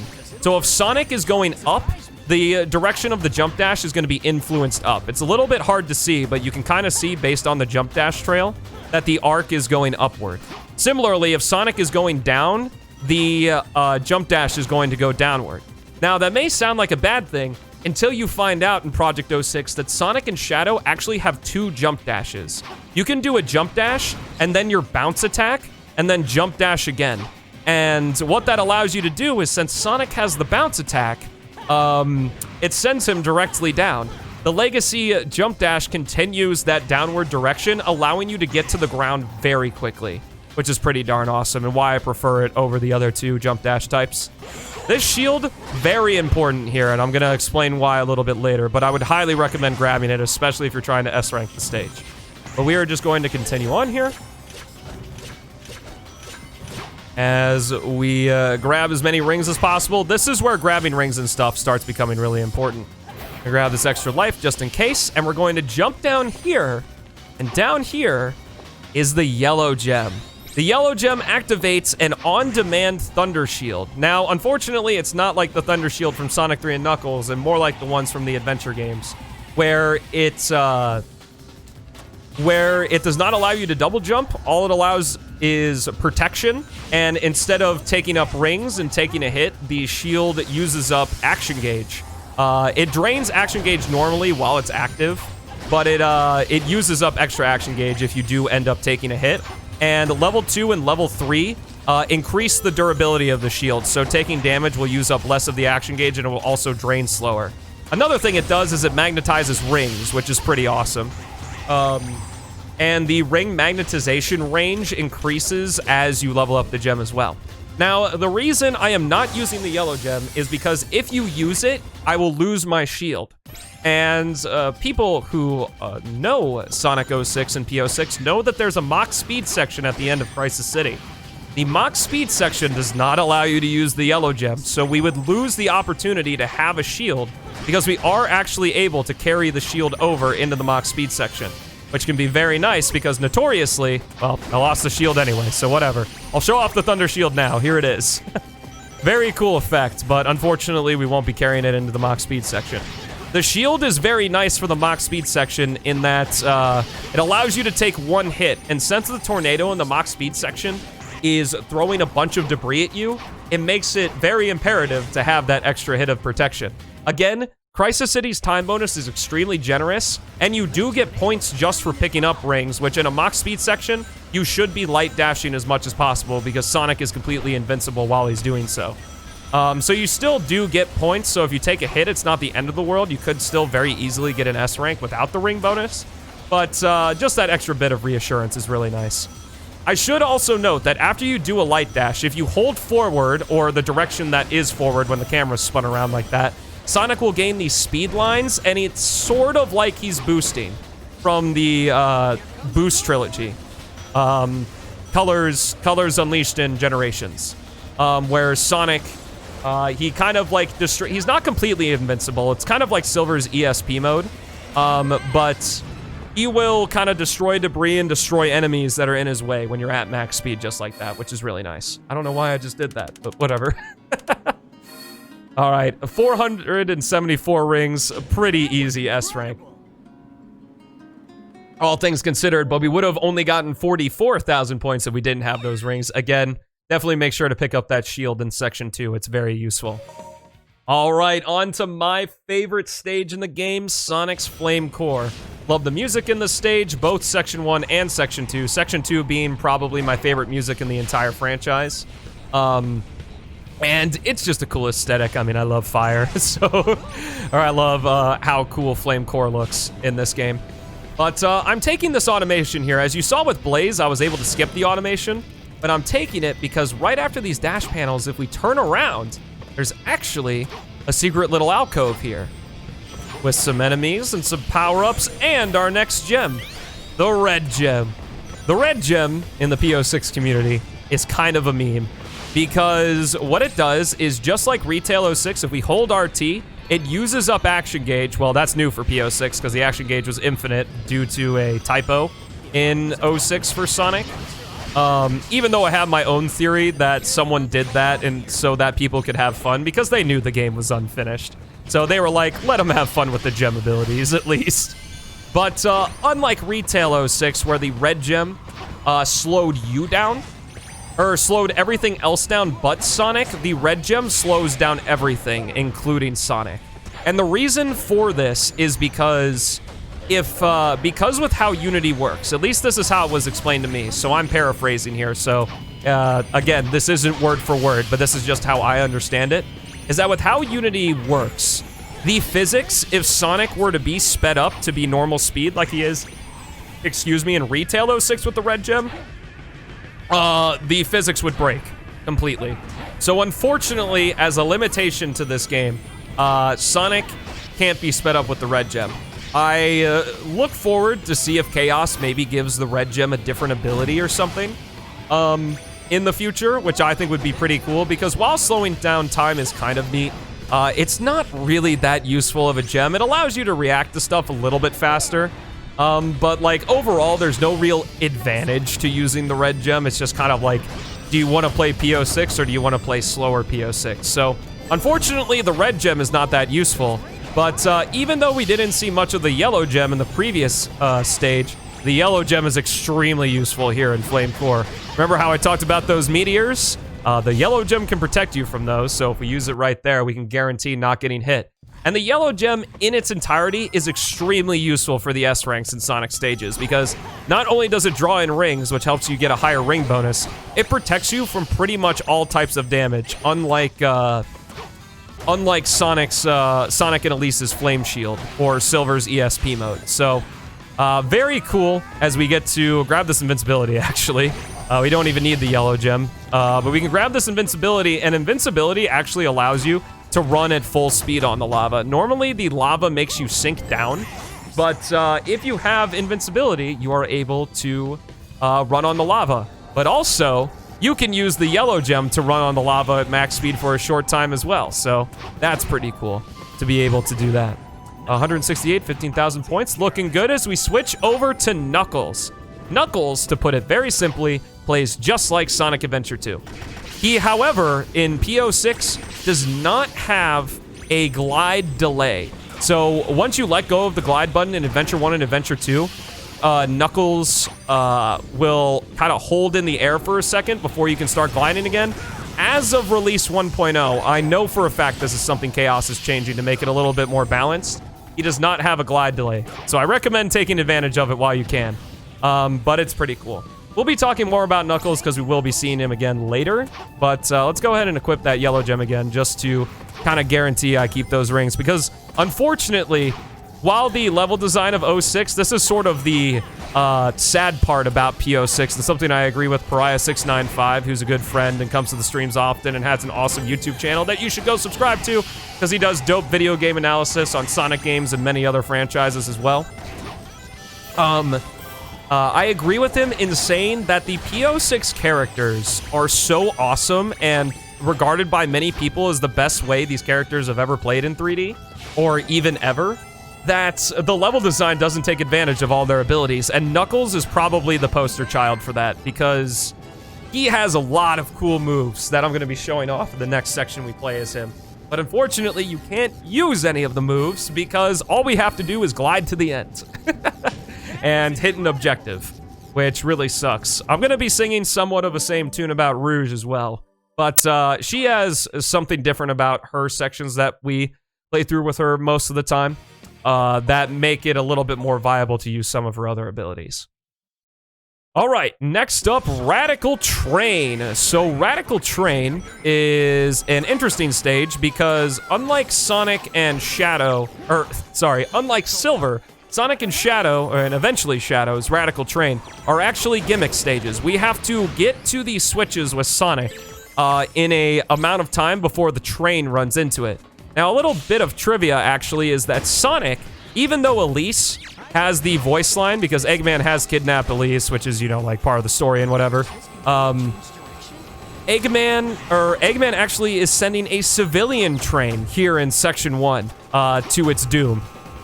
With these. Elise is not on this train, even though the voice line would make you think so. Which is kind of cool and interesting, something that I didn't know.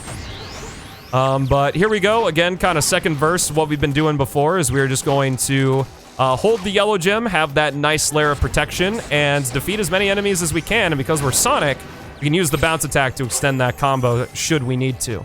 All right, after this checkpoint, go ahead and break these boxes with a quick spin attack. I should mention the spin attack.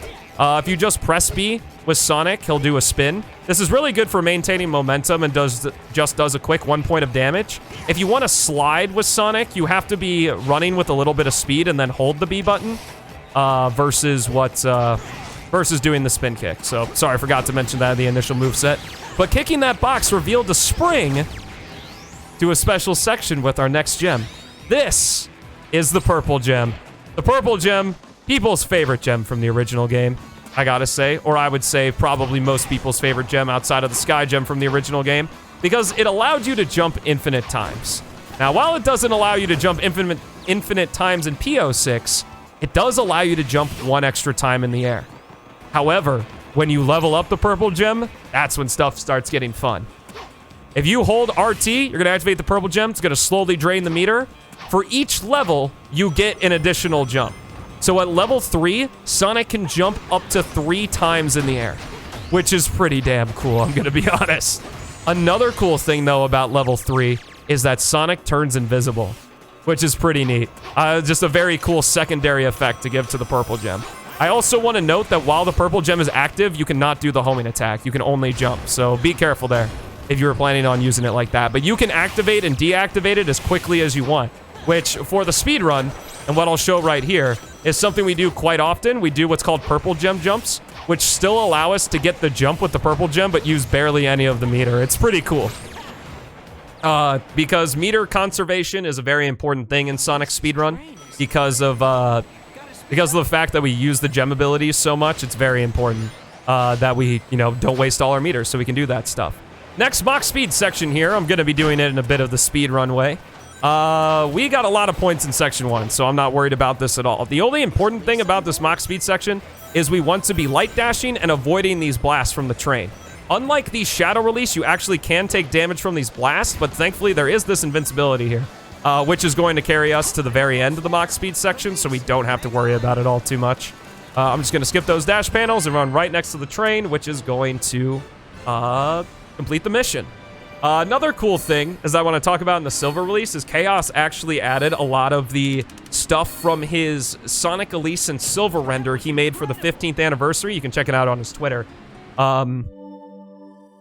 He took a lot of those assets from that render he made and put them at the end of Radical Train just to kind of fill out the level a little more, which is pretty sweet. All right. Tropical Jungle, our second and final Elise stage. This stage, fairly tough to get an S rank in if you're not being careful. The ring bonus is really important, so thankfully we have the fire shield that we can use to kind of prevent us from taking damage, but we want to defeat everything we can, and we want to collect as many rings as possible, of course. So we are just going to zoom through here. We have this vine gimmick, where when the bulb is glowing on the vine, we are going to press the A button, and that's going to allow us to jump to the next vine. I'm going to go ahead and just be a little bit safe there and take that spring up to this top path. Do a bit of a homing attack chain there to defeat those enemies, and we're zooming right on through Section 1 here. Section 1 and Section 2 of Tropical Jungle are only gone through by Sonic and the Princess. And as such, I want to talk about that I think this is the most underutilized stage in the entire game. It really sucks because the sections that Sonic goes through with him carrying Elise are some of the most varied, with like multiple pathways and just like cool level design-wise sections in the entire game. But we play as Sonic and the Princess, so we don't get to take full advantage of them. And Tropical Jungle is the worst, I think, because I think Section 1 and Section 2 of the stage are really cool. Section 1 does have a good amount of automation between all the Vine cutscenes and that stuff, but like the actual level design is really awesome, and there are a ton of multiple pathways. And Section 2 is just Section 1 but better, with a ton of multiple pathways, but pretty much no automation, which is pretty darn cool. But again, only Sonic and Elise go through Tropical Jungle Section 1 and 2, whereas Silver and, as we'll see in Shadow Story, Rouge go through Section 3, and both of them utterly destroy that section, because while that section is extremely wide open and stuff, also the shield allows us to walk on water, just like how it allowed us to walk on sand. Just wanted to note that, but I would think maybe it'd be a little obvious. I'm not entirely sure, though. But, yeah. So, unfortunately, Tropical Jungle just really gets shafted in all aspects. Because while Dusty Desert gets shafted, Section A of Dusty Desert gets shafted in the same way Tropical Jungle does, we do get to go through Section B with Silver and Shadow and get to kind of really play through that. And though it's more linear, it's still pretty cool. Whereas the Ruins section just gets utterly destroyed. Let's see here. Very nice, grabbing that S rank. This is a bit of a tougher one, but hopefully you're able to follow the route here and be able to complete it. Nice and good. Didn't have to worry about collecting a gem there either, which is pretty nice. All right, on to the poster child. A lot of people's favorite stage, Sonic's Kingdom Valley. Let's get to Elise right away. All right. Sonic's Kingdom Valley, a pretty darn cool stage. It's 4 sections. We get to end with a really dope Mach Speed section. And section 1 here is probably the pinnacle of 3D Sonic level design. I'm going to be totally honest. I really do think that this section here is just so varied. It allows for a lot of speed. Like, I'm not using Spin Dash here because I'm trying to collect the rings and stuff on the rails. But there's so many rails you can grind on, enemies you can defeat, pathways you can take. Like, look in front of me. There's so many different ways you can take here in Section 1, and it is just so cool. I was accidentally homing attacked the thing we were supposed to get with the rainbow ring. The cool gimmick with the ropes, I think, is a very Sonic-y gimmick, and there's also a lot of winds that Chaos added that you can jump into to save yourself. He added it in the more egregious bottomless pits in the game, which I think is a really cool addition. And another thing is that if you use the bounce attack or you just hold onto these ropes, you can actually jump higher. And we're going to use that to take an alternate route and grab our next gem, the white gem. The white gem activates the homing smash, where when we hold the action button, which is RT for me on Xbox, we can hold a homing smash and then activate it just like that. At level 2 and level 3, the homing smash does do more damage, because you're probably asking, why would I use this over a regular homing attack? At level 1, it's pretty similar to a regular homing attack. I think it does double damage, and then subsequently, I believe level 3 or level 2 does triple damage, level 3 does quadruple damage. Not entirely sure, though. I'd have to be fact-checked on that one. Generally at level 3, though, it kills everything in one hit. But another cool thing is you saw with that robot there, level 3... or level 2 and level 3, actually, ricochet enemies. So you're able to use the homing smash, and especially on bigger enemy formations, it will knock enemies into other enemies. And the white gem at level 3 increases the radius of that ricochet. So you're able to take care of big, spread out enemy formations that you can't really use the green gem for very nicely. All right, switching back to silver here. We get to see ESP mode in full force. Accidentally took damage here. I do want to be careful because the ring bonus is going to be very important here in Kingdom Valley. We can combo a lot with Sonic in Section 3. And actually, it's possible, if you're good enough, to get over 100,000 points on your score in Section 1. But let's go ahead and utilize ESP mode here, and which is another reason I wanted to do silver first, so that we could actually see ESP mode utilized in a stage. But as you can see, I just have so much meter. Like, the 33% discount, like, it was actually very deliberate to be 33%. It wasn't just a random number. Like, Chaos really fine-tuned it to where you can do crazy stuff with Silver Psychokinesis, but you can't, like, utterly break his stages or his sections and the other characters' stages with it, which is pretty darn cool. I can use a grab all here, and then defeat that guy here. 21,000 points, looking pretty good. Gonna activate that rune. And let's switch back to Sonic. Now, I did say the ring bonus was important, but it's also pretty good to, you know, kill stuff and get lots of points that way as well, which we'll have the opportunity to do as we head into Section 3. Just grabbing the Eagle. Short silver section, getting to use ESP mode. Very cool, of course. But, yeah, this is where we're going to be comboing a lot, because we're going to be falling into these towers with the enemies. Oh, and another thing I forgot to say. It's probably obvious based on the stage select screen, but I want to mention it anyway, is that you can play the stages in any order, meaning if you want to get the yellow gem or any of the other gems, like the purple gem that you find really useful to use for the rest of Sonic's story to get the S ranks, play Crisis City first. Play Radical Train first. There is no harm in playing the stages out of order. I'm just playing them in order because, again, entertainment value. And I would say, or at least hope, that after playing the game for 2 years, I'm good enough to get the S ranks in the normal stage order. But yeah, there's definitely no fault. Again, with Silver's upgrades as well. If you want to grab the Lotus of Resilience first, so you have that teleport dash for Crisis City and Tropical Jungle, I recommend doing that as well. There's also no shame in restarting the stage because you do not have to complete the stage to keep the upgrade. When you collect the upgrade, there's sort of a soft save. So right when you collect it, if you exit the stage and like go into a different stage, you will still have the upgrade. However, if you exit the game, you will no longer have the upgrade on the file. The game only hard saves when you complete a stage. So I do want to tell you to be wary of that. Gonna deactivate it there because sometimes the yellow gem can have issues with those light dash paths, and we would just green to our doom, which we don't want to do since we're trying to get the S rank. Here's some enemies in this tower. Maybe we'll have to check that out a little bit later. Kind of hear some of those jet engines there, but thankfully we can just continue on here in the rest of Sonic's Kingdom Valley as we zoom right through. Again, I know I said this before, but please let me know how you guys think of this video. I'm actually having a lot of fun kind of doing this. I've never really done a video of this style before, like a playthrough of PO6, but more for YouTube than something on the stream. So definitely let me know if you like this stuff and if there's maybe other things you want me to do for YouTube exclusively that would fit this style. It would be really cool. But here we go, finishing off in Kingdom Valley's Mach Speed section. Now, the Kingdom Valley time bonus is pitiful. So like I said, the score and the ring bonus is extremely important. And I recommend score over rings for Kingdom Valley. I'm kind of changing my tune from the beginning, so I apologize about that. But if you're playing along with me. But I recommend score over rings because Kingdom Valley's Mach Speed section is pretty difficult when you're new to the game.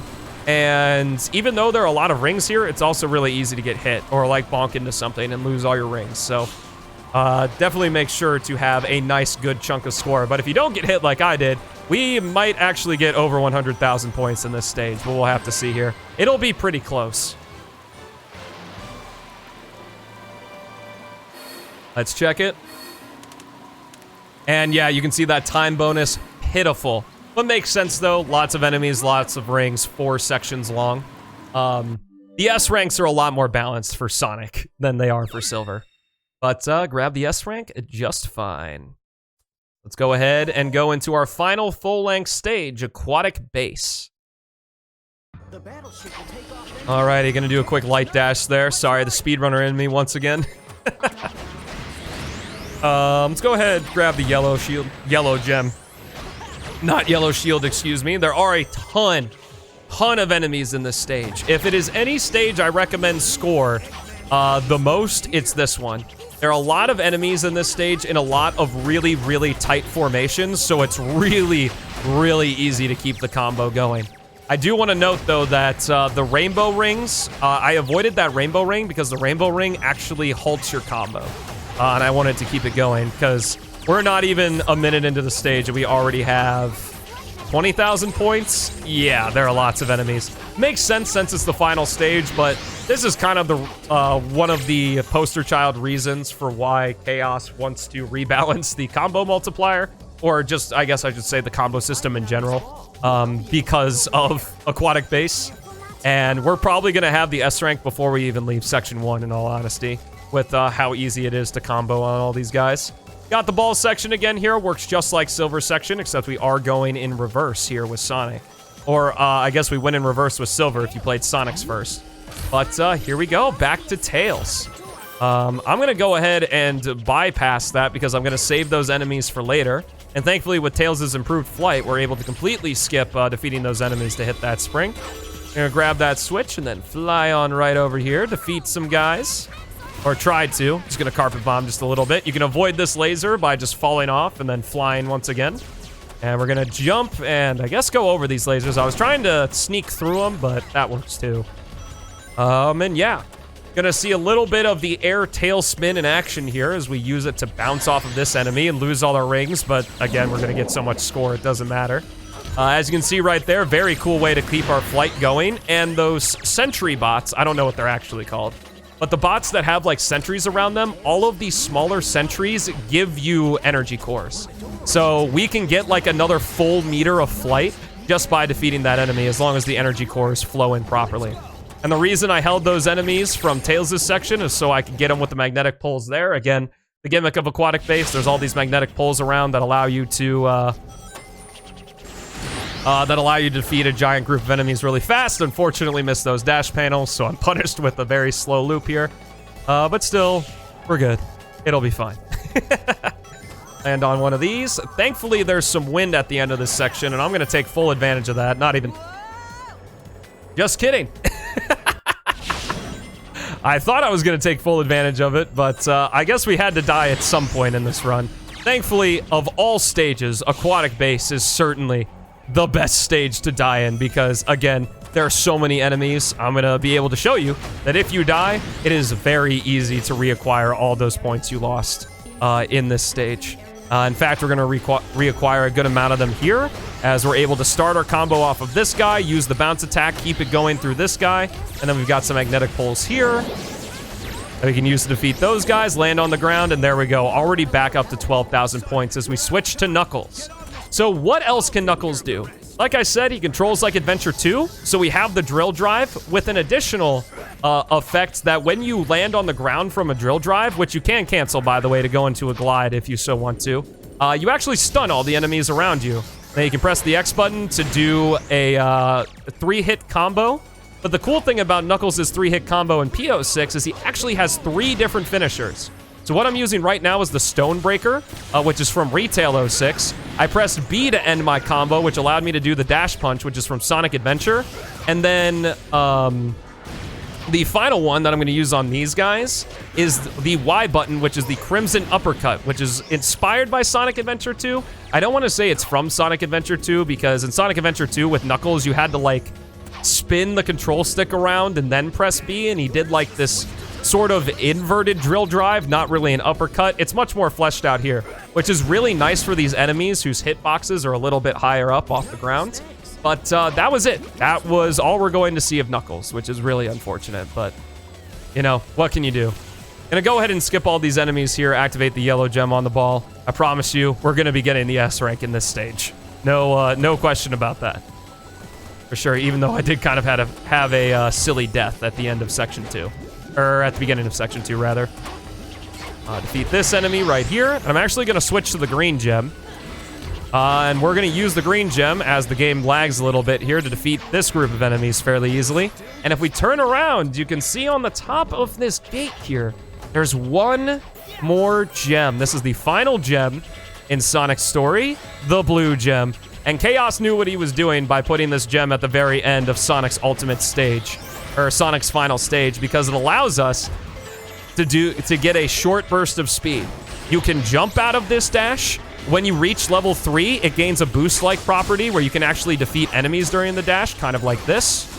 Well, I guess we don't defeat those guys, we just run right through them, but as you saw right here, I can also show it right here as well.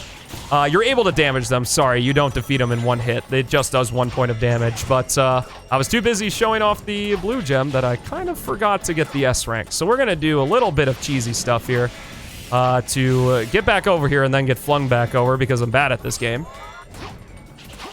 We're gonna do 2 purple gem jumps to defeat these guys, and then I would lose my marbles if we got the S rank somehow still.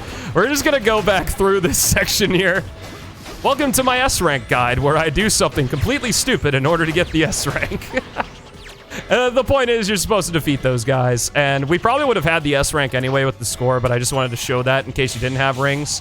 Just use the bounce attack and homing attack all those enemies in the final corridor, and you're gonna get so many points that it doesn't even matter if you die in Section 2, because with the current combo multiplier, you're able to easily get 50,000 points. As you see right there, I got 0 points on the time bonus. I took so long. Oh no, I'm so bad at the game, and that's not an exaggeration. Oh, but we still got the S rank, and we are almost done here with our blue boy as we head into Wave Ocean Tails. So, because the original developers of the game or Sonic team, yeah, those super unknown people, because they are super awesome, they decided that in Sonic's stages, he needed an extra stage with as an amigo, but we already went through all 9 stages with Sonic. So what stage could we possibly have one of the amigos go through? Let's just send Tails through a stage he was already a part of again. Now, granted, we do get to go through the first section with Tails, which we did not get to do with him in the previous stage. But, like, come on. It's kind of lame that this is a barely changed version of Wave Ocean. We do get to play with a different character, but, I mean, come on, man.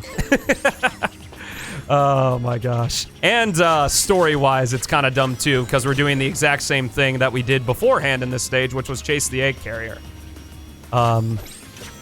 But Tails' Wave Ocean, defeat enemies, collect rings. The time bonus is pretty good in this stage. You're going to get about, I would say on a casual playthrough, probably about 15,000-ish points. So I'd say that's a fairly decent, considering our other time bonuses here. But what I'm going to try to do, at least what I was trying to do, is stay in the air a little bit here and just kind of carpet bomb all of the enemies in order to keep a combo going. But looks like I failed that as well.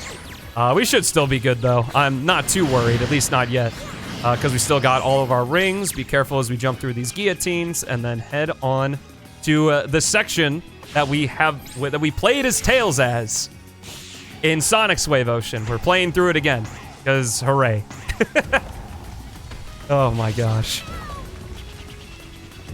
But let's go ahead and just jump right through these dash rings and almost get destroyed by these whales. But thankfully we learned from Blaze's Wave Ocean that they are quite a nuisance. So let's jump through here. I'm actually going to head this direction. One thing that I didn't mention about the tail spin is that if you hold the B button, Tails actually retained his rhythm badge from SA1. So we are able to do continuous tail swipes with him, which is pretty cool for ground enemies. But, I mean, nothing's more fun than dummy ring bomb carpet bombing, I'm going to be honest. It's so fun just to annihilate everybody with it.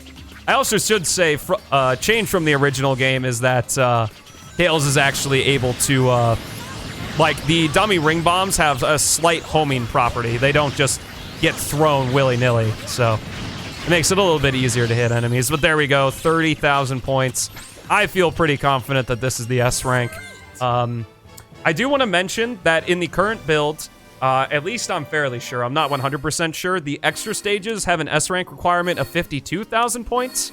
I think it was because of like some misinformation from the original game, but just be wary. You may want to be a little bit over on the S ranks there.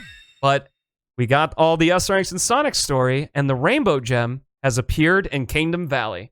I'm going to meet you back in Kingdom Valley, Section 3. Alrighty, welcome back to the end of Section 3 of Kingdom Valley. Now, one thing that's really important is that before we grab this item, you want to have 50 rings. I promise you, you want to have 50 rings. I think you know where this is going.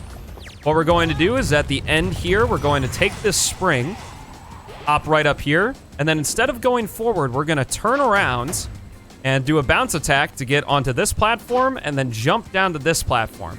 And if you've been noticing, on the gem wheel, there's actually one more gem available that we don't have. If you get all the S ranks in Sonic's story, hop into this tower and head to the center, you grab the Rainbow Gem. Press RT, 50 rings, Super Sonic, hell yeah. We get to play as Super Sonic in the regular stages in PO6. Super Sonic in this game is awesome. At level 1 of the Rainbow Gem, I guess another thing that's cool about Super Sonic is that he's not just a, like, this is Super Sonic and this is his upgrades and such. At level 1 of the Rainbow Gem, you have full invincibility, all of Sonic's abilities is normal, and you can defeat every enemy in one hit. At level 2 of the Rainbow Gem, your top speed increases, which is pretty cool, and your jump height, I don't know if it doubles, maybe it's 1.5 times, it feels like 1.5 times. And at level 3, if you have a full action gauge, you can do the light arrow attack, or I guess I should say a weaker version of the light arrow attack. The light arrow is Sonic's like special move he has in the final boss fight with Solaris in the original game, and is a pretty cool level 3 upgrade for the Rainbow Gem. So if you're at level 1 of the Rainbow Gem and you're trying to do the light arrow and it doesn't work, you just need to level up to level 3. Again, you need a full action gauge in order to do it. But yeah, we get to play as Super Sonic, which is pretty darn Cool. Very neat. As you can see, there may be a pattern you're seeing with each character's story here, so definitely keep that in mind as we get into Shadow's story and finish off the game like that. Now, the reason I haven't cut away yet is because if you enter a Mach Speed section as Supersonic, you get to play the Mach Speed section as Supersonic. And a cool little detail Chaos added back from Supersonic in Sonic Adventure 1 is that if you're moving fast enough, his aura turns blue.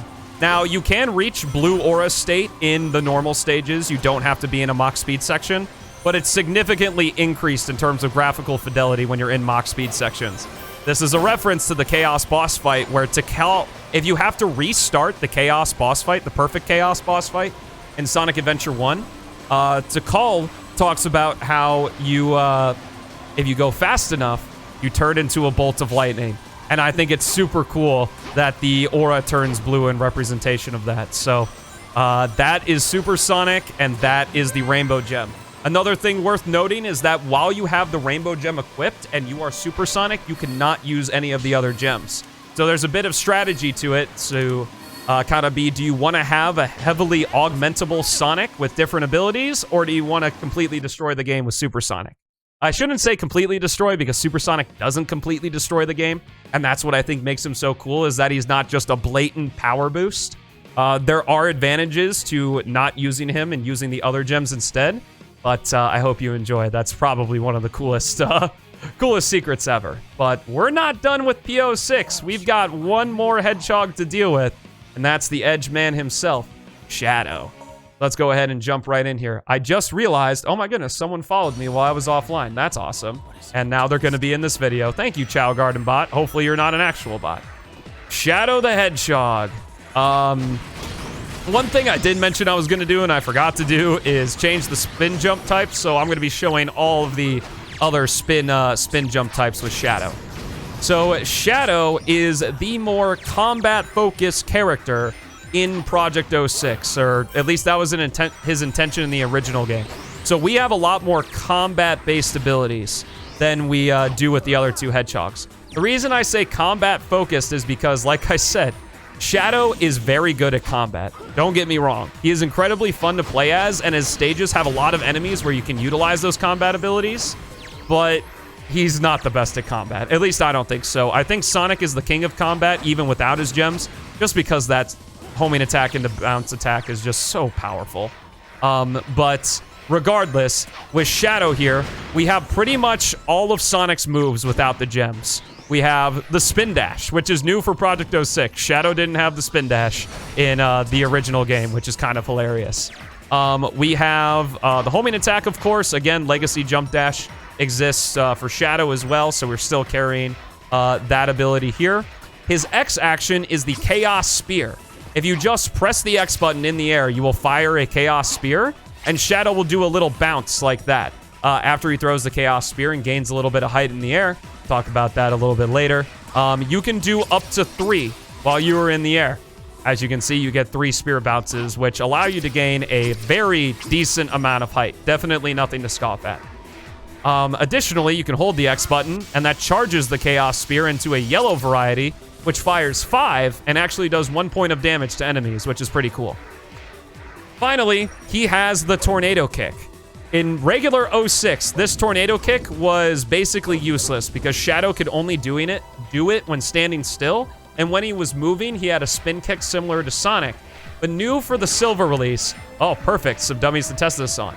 You can use the spin kick while moving, or the Tornado Kick, I should say, while moving, and actually Chaos just told me this today, is that the Tornado Kick's effect is within a sphere. And as long as enemies are within that sphere, it does constant damage. And as you continue to press the B button, you can see the effects get bigger, that sphere gets larger. And that is probably the coolest thing that he could have done to Shadow. It makes his gameplay so much more fluid, because in the original game, it was kind of a little bit similar to Silver's issue with a lot of stop and go.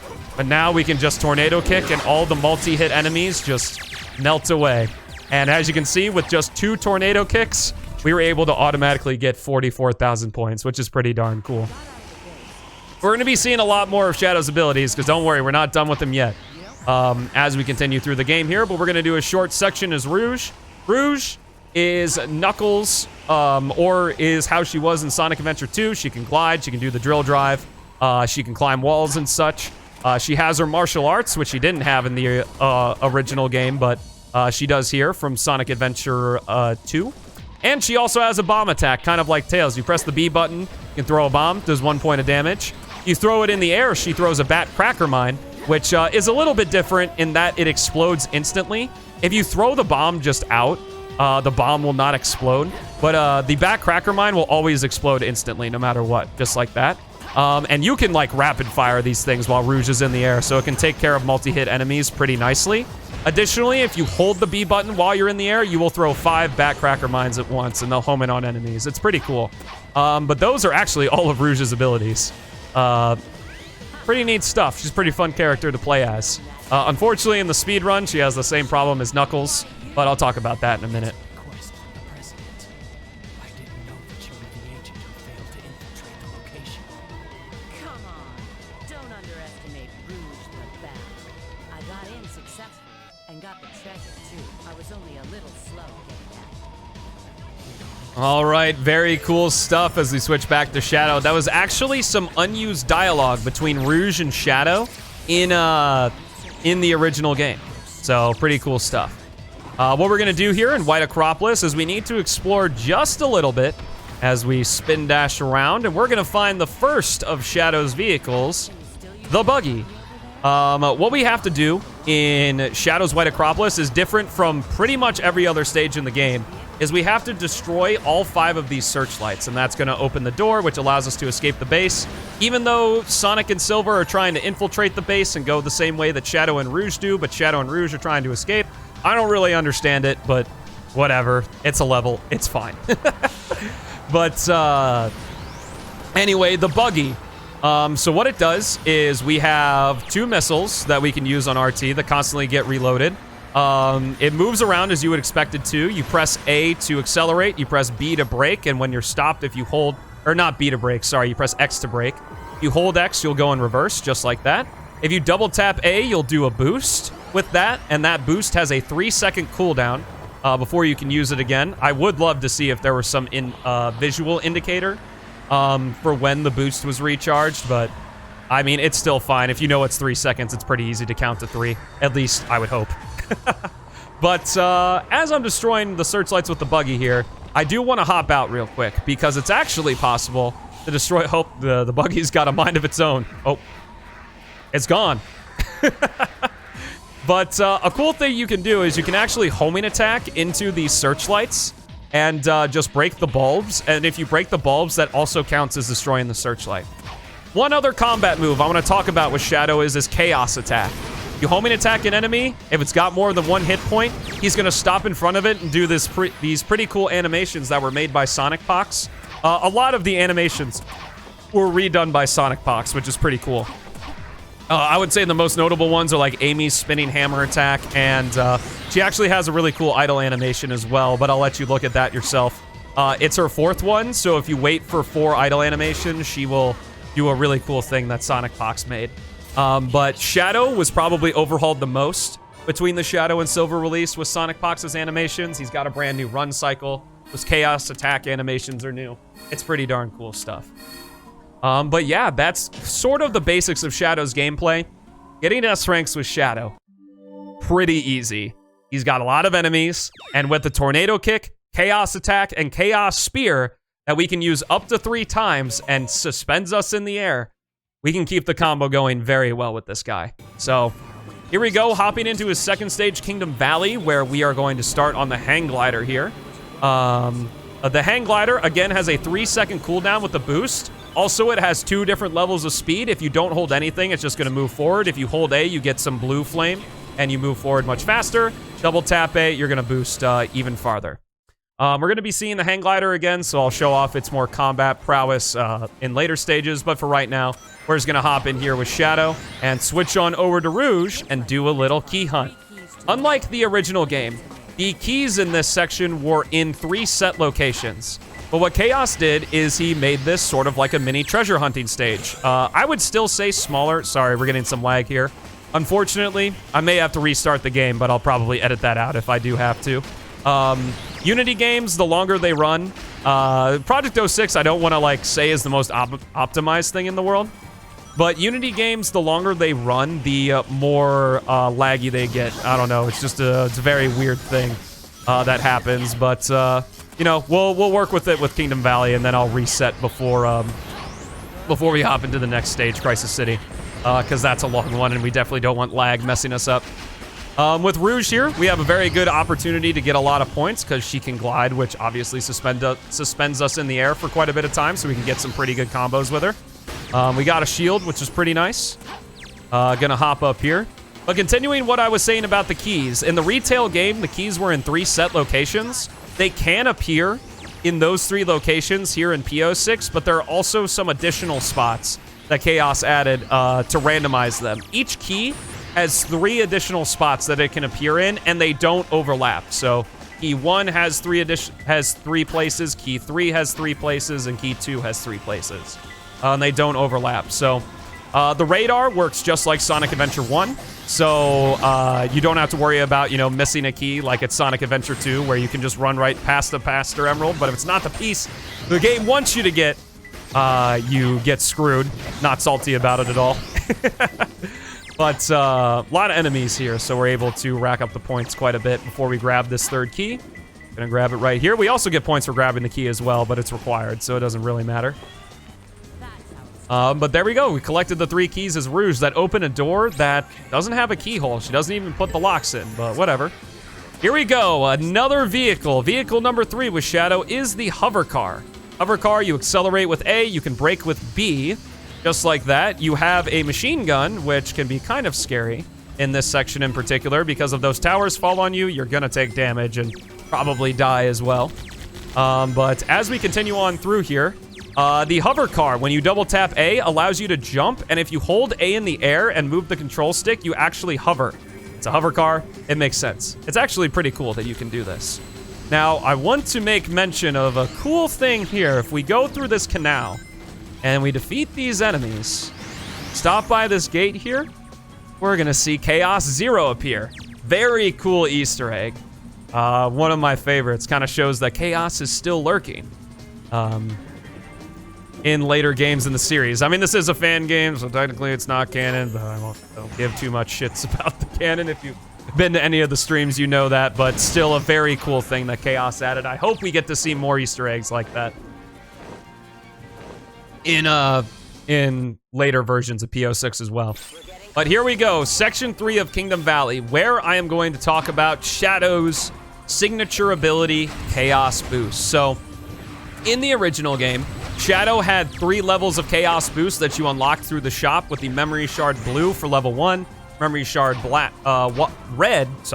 Memory Shard Red for level 2, and Memory Shard Black for level 3. Shadow already has all 3 of those Memory Shards, or, you know, however you want to look at it, he already has it. And his action gauge in the bottom right, you can see mine is full. Shadow doesn't fill his action gauge normally. You have to defeat enemies in order to fill it. But we are going to enter Chaos Boost level 1, Chaos Snap. Press A, hold A, Shadow is automatically going to lock onto targets, which is really awesome. It has an extended range to the homing attack, which is pretty cool.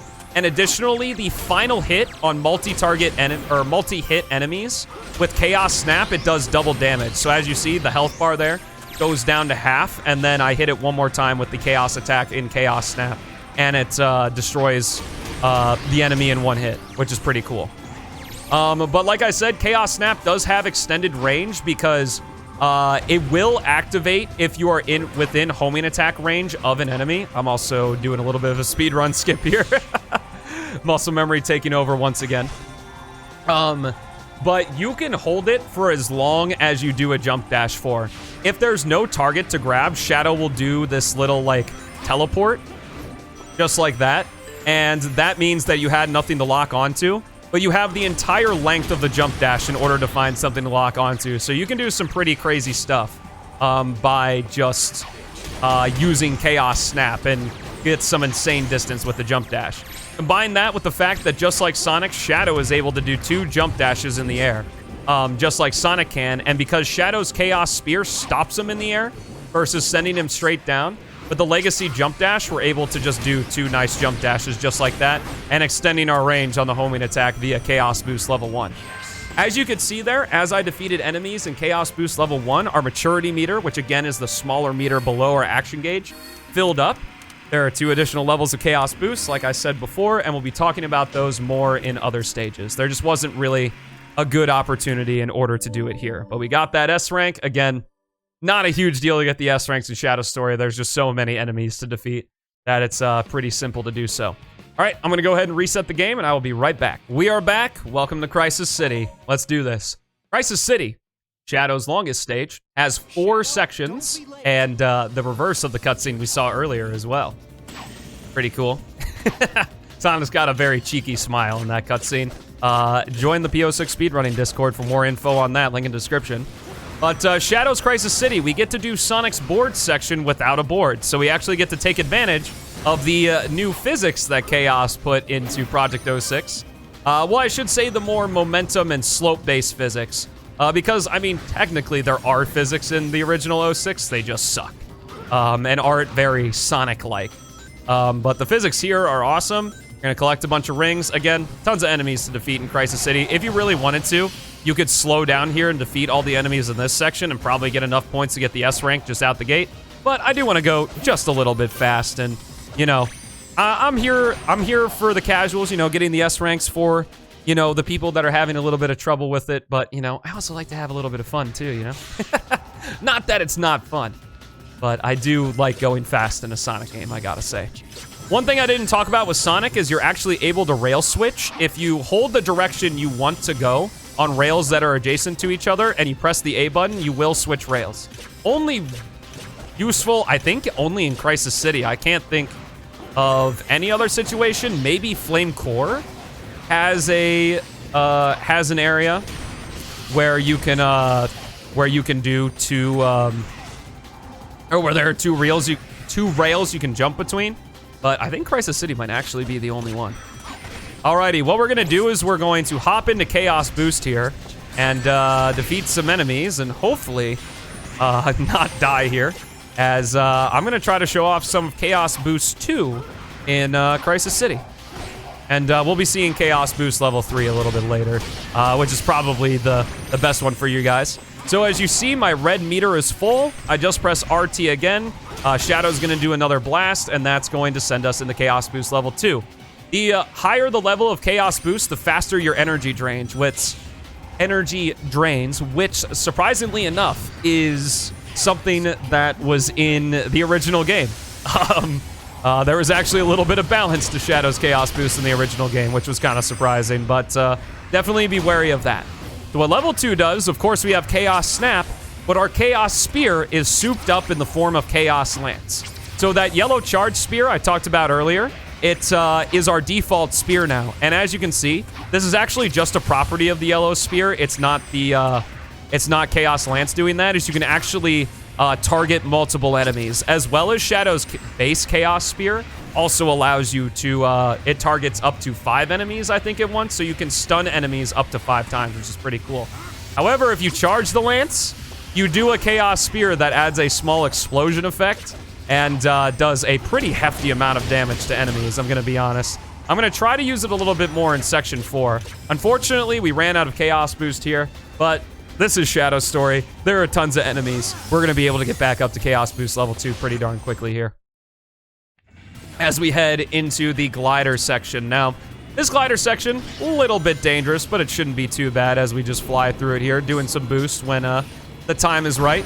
Now, I wanted to wait for this section to show more of the hang glider's combat capabilities, because as we almost die here, excuse me, we don't want to go too far out of the tornado or else we'll die, because the hang glider is free range. Unlike, oh my goodness, I'm taking a lot of damage here.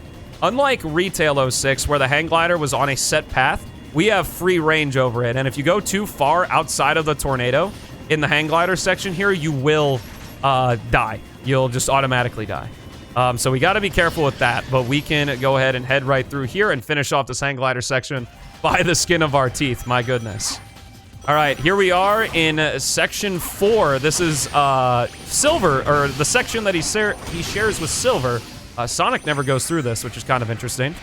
But we're going to go ahead and try to defeat a bunch of enemies so that we can get our Chaos boost back. Which, I was hoping to do there, but I guess not. We got 15,000 points, so we are going to have to farm some score here so that we can get that S rank, of course, because we're still trying to do that. I'm going to keep moving on through here. We've got Chaos Snapback, so we got length to our homing attack now. Gonna go to Chaos Boost level 2. You can press RT in the air as well. You don't have to just press it on the ground in order to activate the next level of Chaos Boost. And we're just gonna zoom through here. So, Chaos Snap, gonna use a Lance on this guy, defeat him in one hit, pop him. And yeah, I will say that I think the Chaos Spear in general, while it's a really cool ability for Shadow to have, I don't think that the Chaos Spear is too useful because it is a projectile. You know what else is a projectile? Oh, we got hit by the troll truck. If you go a little bit too slowly or just a certain path on that rail section there, you can get hit by a truck, which definitely sucks because you lose all your rings. But we got 31,000 points and there are more enemies here, so I'm not too worried about it. And we got some rings right here we can grab. Hopefully we can keep Chaos Boost level 2. We were able to. Very nice. Using Snap there to get a little bit more range on our homing attack as we use Chaos Snap to jump right around here. I would probably say that Chaos Snap is the most useful of all of Shadow's abilities, but all of Shadow's Chaos Boost abilities, but I don't want to sleep on the Lance. It can have some use, especially if you're trying to go for score attacking a stage and you want to defeat enemies really quickly. Because again, we have that second jump dash, so you could do one jump dash and then do the Lance to defeat a bunch of enemies with Shadow, because again, you have up to 3 Chaos Lances or Chaos Spears, and then do another jump dash in order to keep the combo going. But we were able to finish that, really make up for our points there with 45,000 points by the end of the stage. Point multiplier is kind of ridiculous. As we grab that S rank and then head on into Shadow's Flame Core. Shadow's Flame Core, I think, is the best of time, or there's no greater time, I guess this is what I get for doing this for 2 hours, than any to show Chaos Boost level 3. As we hop through here and we want to defeat a bunch of enemies to get to Chaos Boost level 3. I was doing a speedrunning trick there, as you just saw me do right there again. We call it the double homing attack. A lot of people confuse it with the jump dash refresh, which is what I just did right there, where I threw a spear. If you press the A and X button or the jump and spear button at the same time, and Sonic can do this too, you can actually bypass having to use a Chaos Spear. Shadow or Sonic will just do their extra jump dash. So just to explain that a little bit there, bit out of the scope of the intended audience for this video, but a little bit of speedrunning tech if you're interested in it. There's a lot of cool other nuanced things you can do in the speedrun as well if you're interested in that. Grabbing another gauge up capsule there, something I haven't mentioned up until this point, but I think we saw a little bit with Silver's ESP mode when we were messing around in the test stage, is that gauge up capsules give you 1 full bar of maturity meter. So in Shadow's case, it'll give us the ability to level up to Chaos Boost level 2 or level 3. In Sonic's case, it automatically levels a gem up to its next level. And with Silver, it maxes out his maturity meter for ESP mode. Silver definitely gets the good end of the stick, or the long end of the stick, I guess. I'm really bad with sayings. But anyway, into something cool. You press RT with Chaos Boost level 3, you do a Chaos Blast. It's got a massive radius and a cool little one-liner from Shadow. Sometimes. It depends on if he's speaking dialogue or not. There we go.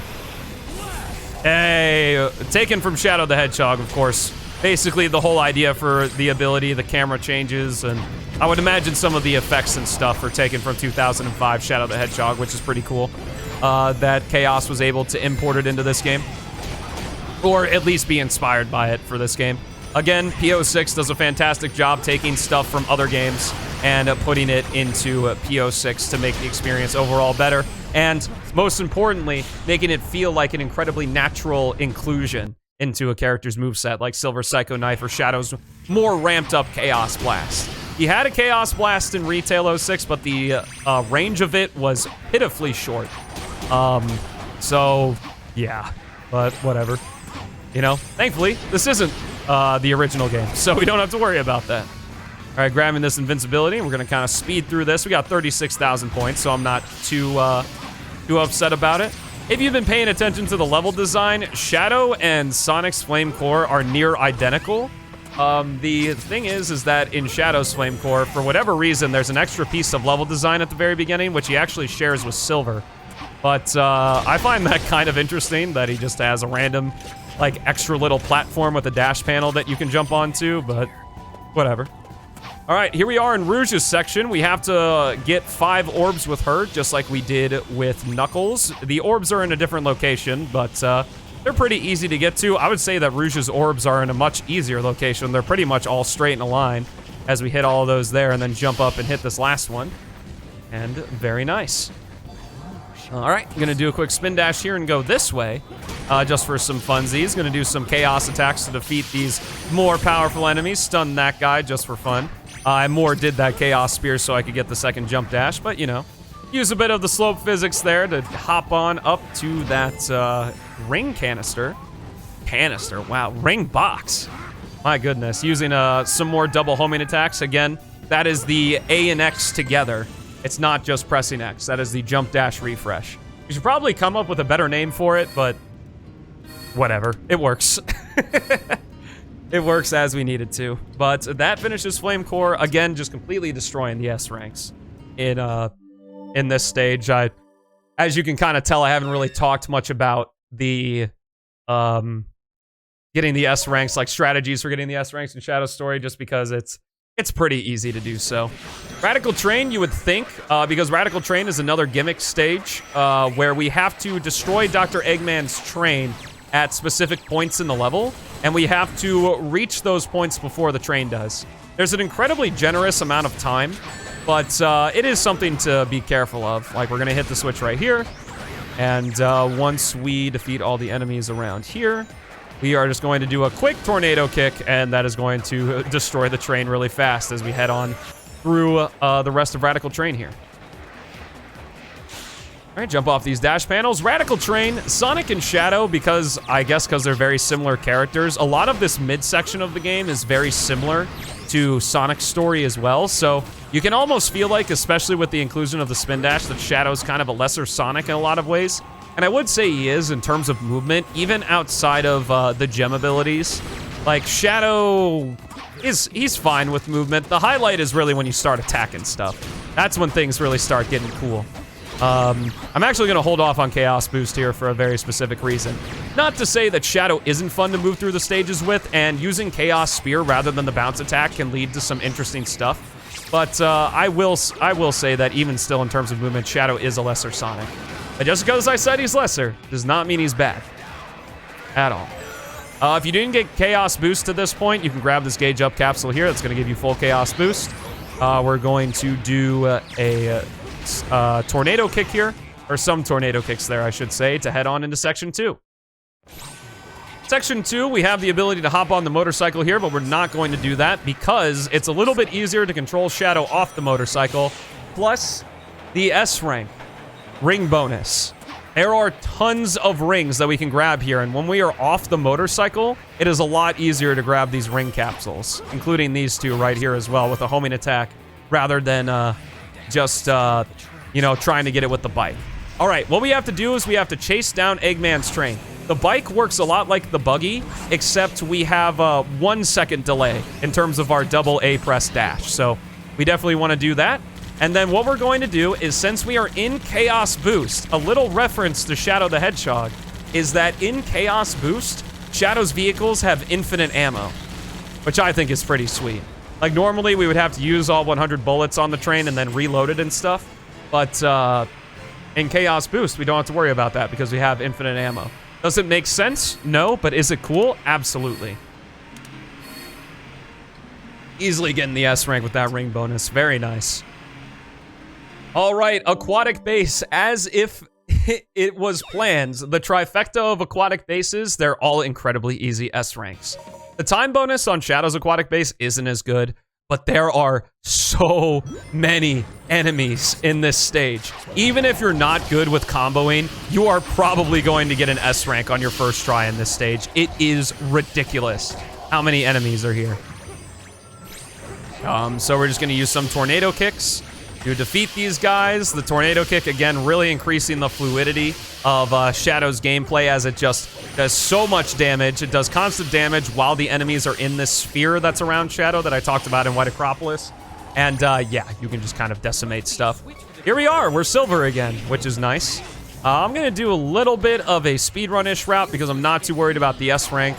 And kind of showing off, like I talked about in his Kingdom Valley, how you can just grab the spike balls and do damage to enemies, which is pretty cool. So that's what we do there, using the Lotus of Resilience extra teleport dash to do that. And I'm gonna go ahead and activate Chaos Boost, because why not? An interesting thing is that because Shadow's action gauge works differently from every other character's, when you swap back to Shadow from a character that has an action gauge, like Silver here, Shadow... Oh wow, Chaos Snap actually did that really fast. Shadow will have a full action gauge if you let the action gauge charge up with Silver. So that's like a very kind of sneaky way to get Chaos Boost pretty much instantly, and it's something that we do in the speedrun as well, because there's a reason that we want to be in Chaos Boost at the end of this stage, not only for the extra combat use of Chaos Snap, but later on, we'll see. Well, we won't see an Aquatic base, but I'll talk about the reason why. Or it'll probably be pretty obvious the reason why. Once we get closer to the end of Shadow's story, I would say. Use some Chaos Snap. Chaos Snap can also make very quick work of these enemies. I'm going to defeat this guy and then initiate a Chaos Blast to defeat these 4 enemies. Just for some fun. And then we are going to Chaos Snap these guys. And there's actually a leader. The flyer at the very back there is a leader. I'm going to use Lance to defeat that guy. Lance to defeat that guy. And booyah, finishing Aquatic base with a stupid amount of points. Definitely not worried about the S rank here, and I'm saying that. I think I forgot to let the combo finish at the end, so I got a little bit worried, but I had nothing to be worried about at all. Easy peasy S rank right there, seeing Shadow in his cool grumpy pose with his Chaos Boost level 3 aura, which is pretty darn cool. All right, here we go. Again, I really hope you guys are enjoying this as we head into Wave Ocean and are almost finished with this run, which is pretty sweet. We're gonna hop right into the hang glider here and kind of do a little bit more in our final appearance of the hang glider, where we are going to shoot down some enemies. We have the 2 missiles, and they pretty much behave exactly like how the missiles behave when you're using the buggy, or yeah, using the buggy, because the bike and the buggy, or the bike and the hover car have the machine gun. The hang glider and the buggy have the missiles. So 2 different types of weapons. I guess it just kind of varies on your usage. I prefer the machine gun, but, you know, homing missiles are also really cool, too. Not too worried about points, because we are heading into the section with Omega. Also, talking about Wave Ocean again, Chaos again, varying up the aesthetics by making this at sunset. Omega, coming in right at the end of Shadow's story here. We're going to be using him for the last 2 stages. He is a combat machine. So we've got our 3-hit combo that he had from Sonic Heroes, which is pretty cool. Use that as a melee attack. We have the laser pointer from Sonic Adventure 2. He had it in the original game, but it kind of sucked. He can target up to, I think, 5 enemies with this, and he can also continue to move while doing it, just like the Tails and Eggman's Mechs can in Sonic Adventure 2, which is really awesome. Definitely a very cool change. Additionally, we have this air cannon shot, which is pretty cool. We also move a little bit during that. And Omega has a hover, which is not as good as Silver's hover, but it does its job.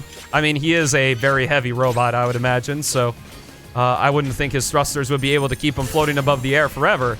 But his hover also allows him to float above the ground, so I don't know. It's a video game. But as you can see, the multi-targeting really helping out here. And finally, inspired by his cutscene with Mephiles in the original game, we have Gatling gun mode. So if you liked the machine gun that was on the bike and in the hover car, Yeah, it's pretty sweet. You press Y to go into this mode, and you have 50 shots. You gain more ammo by collecting energy cores from enemies, and you press Y to get out of Gatling gun mode. Omega can't jump or anything during it, but he doesn't need to. Welcome, Omega. It won't take much for me to deal with you. Of course, as everybody knows, the devil's favorite hotspot is a beach, after all. Just wanted to make note here that the buggy is here, if you want to use it. It's one of the 2 spots the buggy was in, because in Section 1 of Crisis City, Shadow actually had his buggy in the original game. But, yeah, the collision is a bit wonky when it comes to those vehicles, so... Or that terrain with that vehicle in Crisis City, so Chaos went ahead and removed it, which, honestly, it's way more fun to spin dash down those slopes anyway, so I'm not mad at the removal of it at all. It is kind of funny, the shenanigans you could get into, though, with it. Just using Chaos Snap here. We are Shadow for the rest of this, so... Unfortunately, we don't get the vehicle sweep. If you want to, you can enter the buggy, and the hover car is going to be appearing later in the stage, but unfortunately, the bike doesn't make an appearance, so we cannot play in a stage with Shadow where we use all four vehicles at once, but who knows, maybe in the future we might be able to. Let's go ahead and defeat these enemies. Still just going to keep Chaos Snap. Again, not upgrading Chaos Boost because there's no benefit if you're not going to use the extra abilities, and the meter drains faster. All right, like Blaze's Wave Ocean, Shadow has some new level design here. Normally, you would kind of get to, I believe, this point and jump on the hover car here, but Chaos actually extended this to where we get to do a... little bit more platforming with Shadow. Sorry if I've been stuttering and stuff. Obviously, I'm doing this live and it's not scripted, so sometimes I, mid-sentence, think of a better way to say things. So I apologize if I've been a little bit difficult to follow throughout some of the sections, but I really hope that the visual aid and stuff as well has helped out with people who are having some trouble with the S ranks and such, or just enjoying the video. And if you are enjoying the video, good. I didn't know what else to say. As you can tell, I'm a streamer, not a YouTuber. But, yeah. There we go, completing Shadow's Wave Ocean, getting well over 50,000 points. No worries here as we complete this up.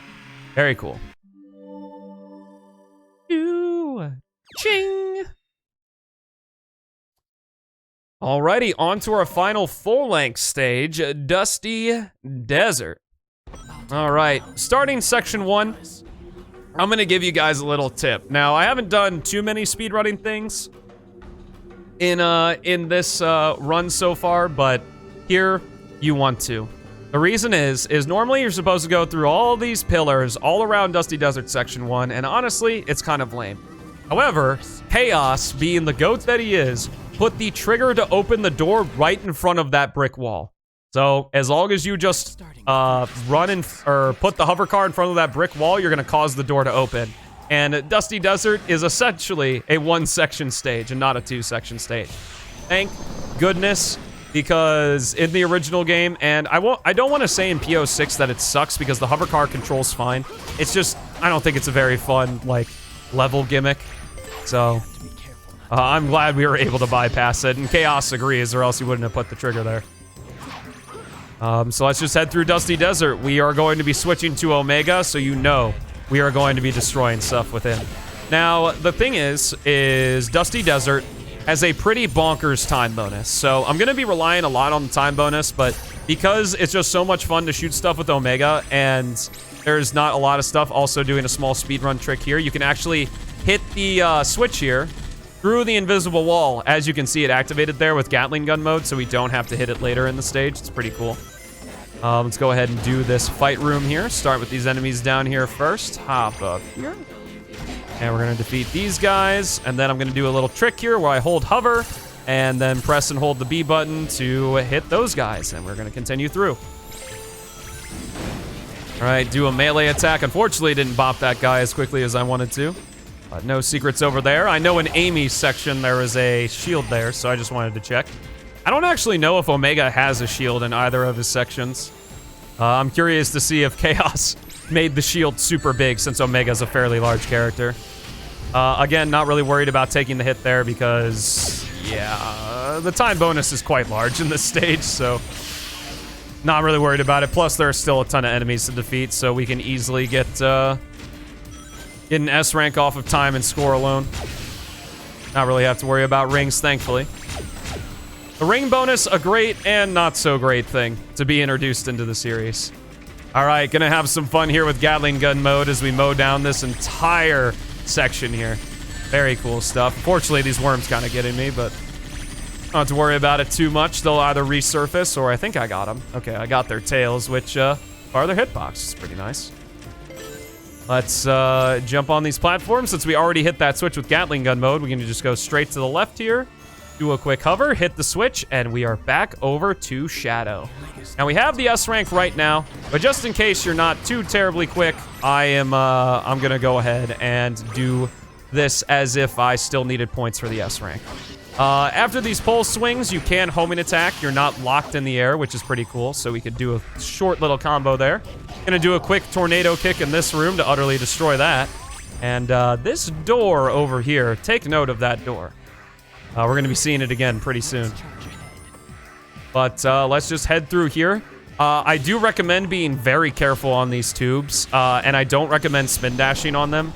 These tubes have collision as good as White Acropolis, so you will fly off and probably hit the floor with Shadow. Another thing that I should have mentioned earlier is that while you hold the Chaos Spear, Shadow hovers in the air indefinitely, as long as you're holding the X button. So if you need time to make a decision, and because you have that extra jump dash, that definitely helps as well.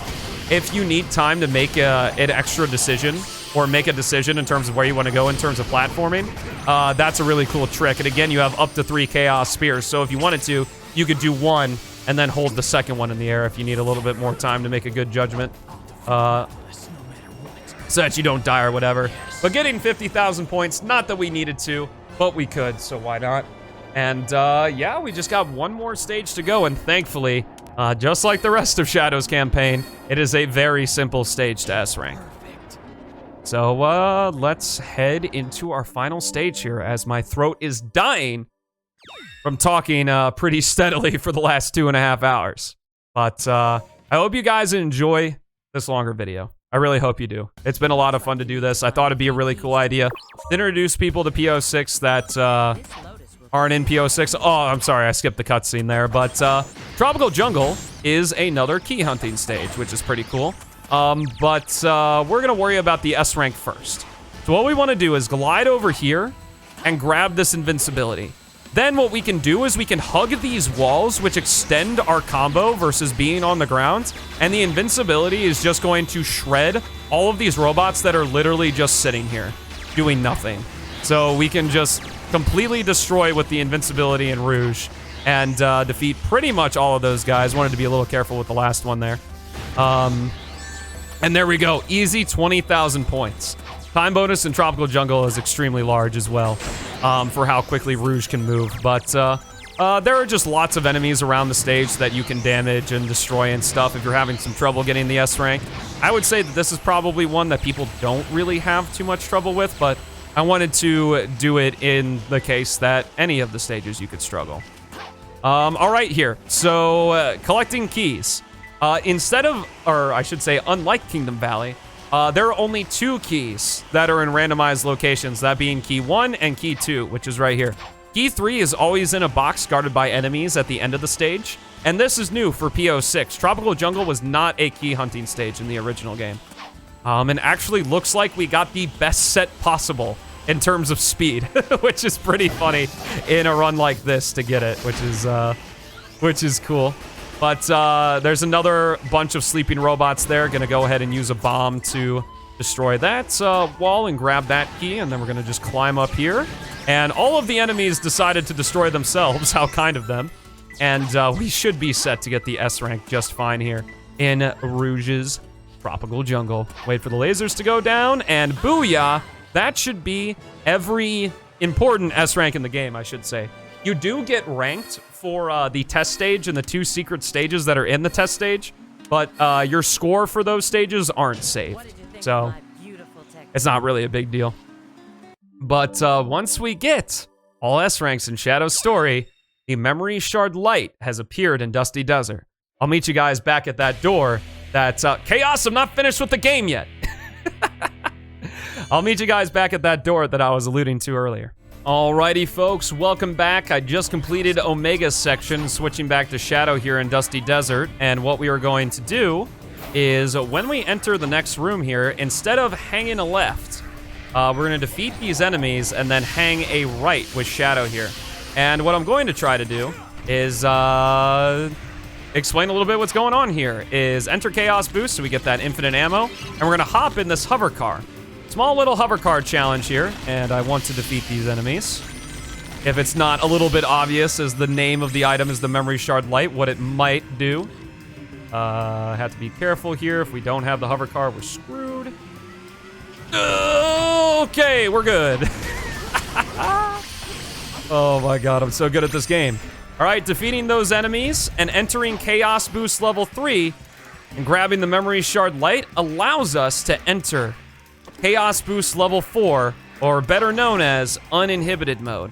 If you ever wanted to play as that really cool version of Shadow from the final cutscene of PO6, and it looks like I'm about to run out of Chaos Boost here, how embarrassing. We'll have to show it off in the test stage, I guess. Well, I'll talk about a little bit about it here. So just like leveling up from level 1 to level 2 or level 2 to level 3 in Chaos Boost, to go from level 3 to level 4, you need to have max maturity meter at level 3, which is pretty easy to do at that point, I would say. And you will hold D-pad up and press RT, and Shadow will do a little animation, and will enter uninhibited mode. Talk about a little bit more in the test stage. Okay, so with Shadow, now we can actually show off uninhibited mode. When we grab a Chaos Boost level 3 and max out our maturity meter, we can hold D-pad up and press RT. Uninhibited mode. Kind of like a super form, but it's tied to the action gauge. Defeat more enemies, we get to prolong this form.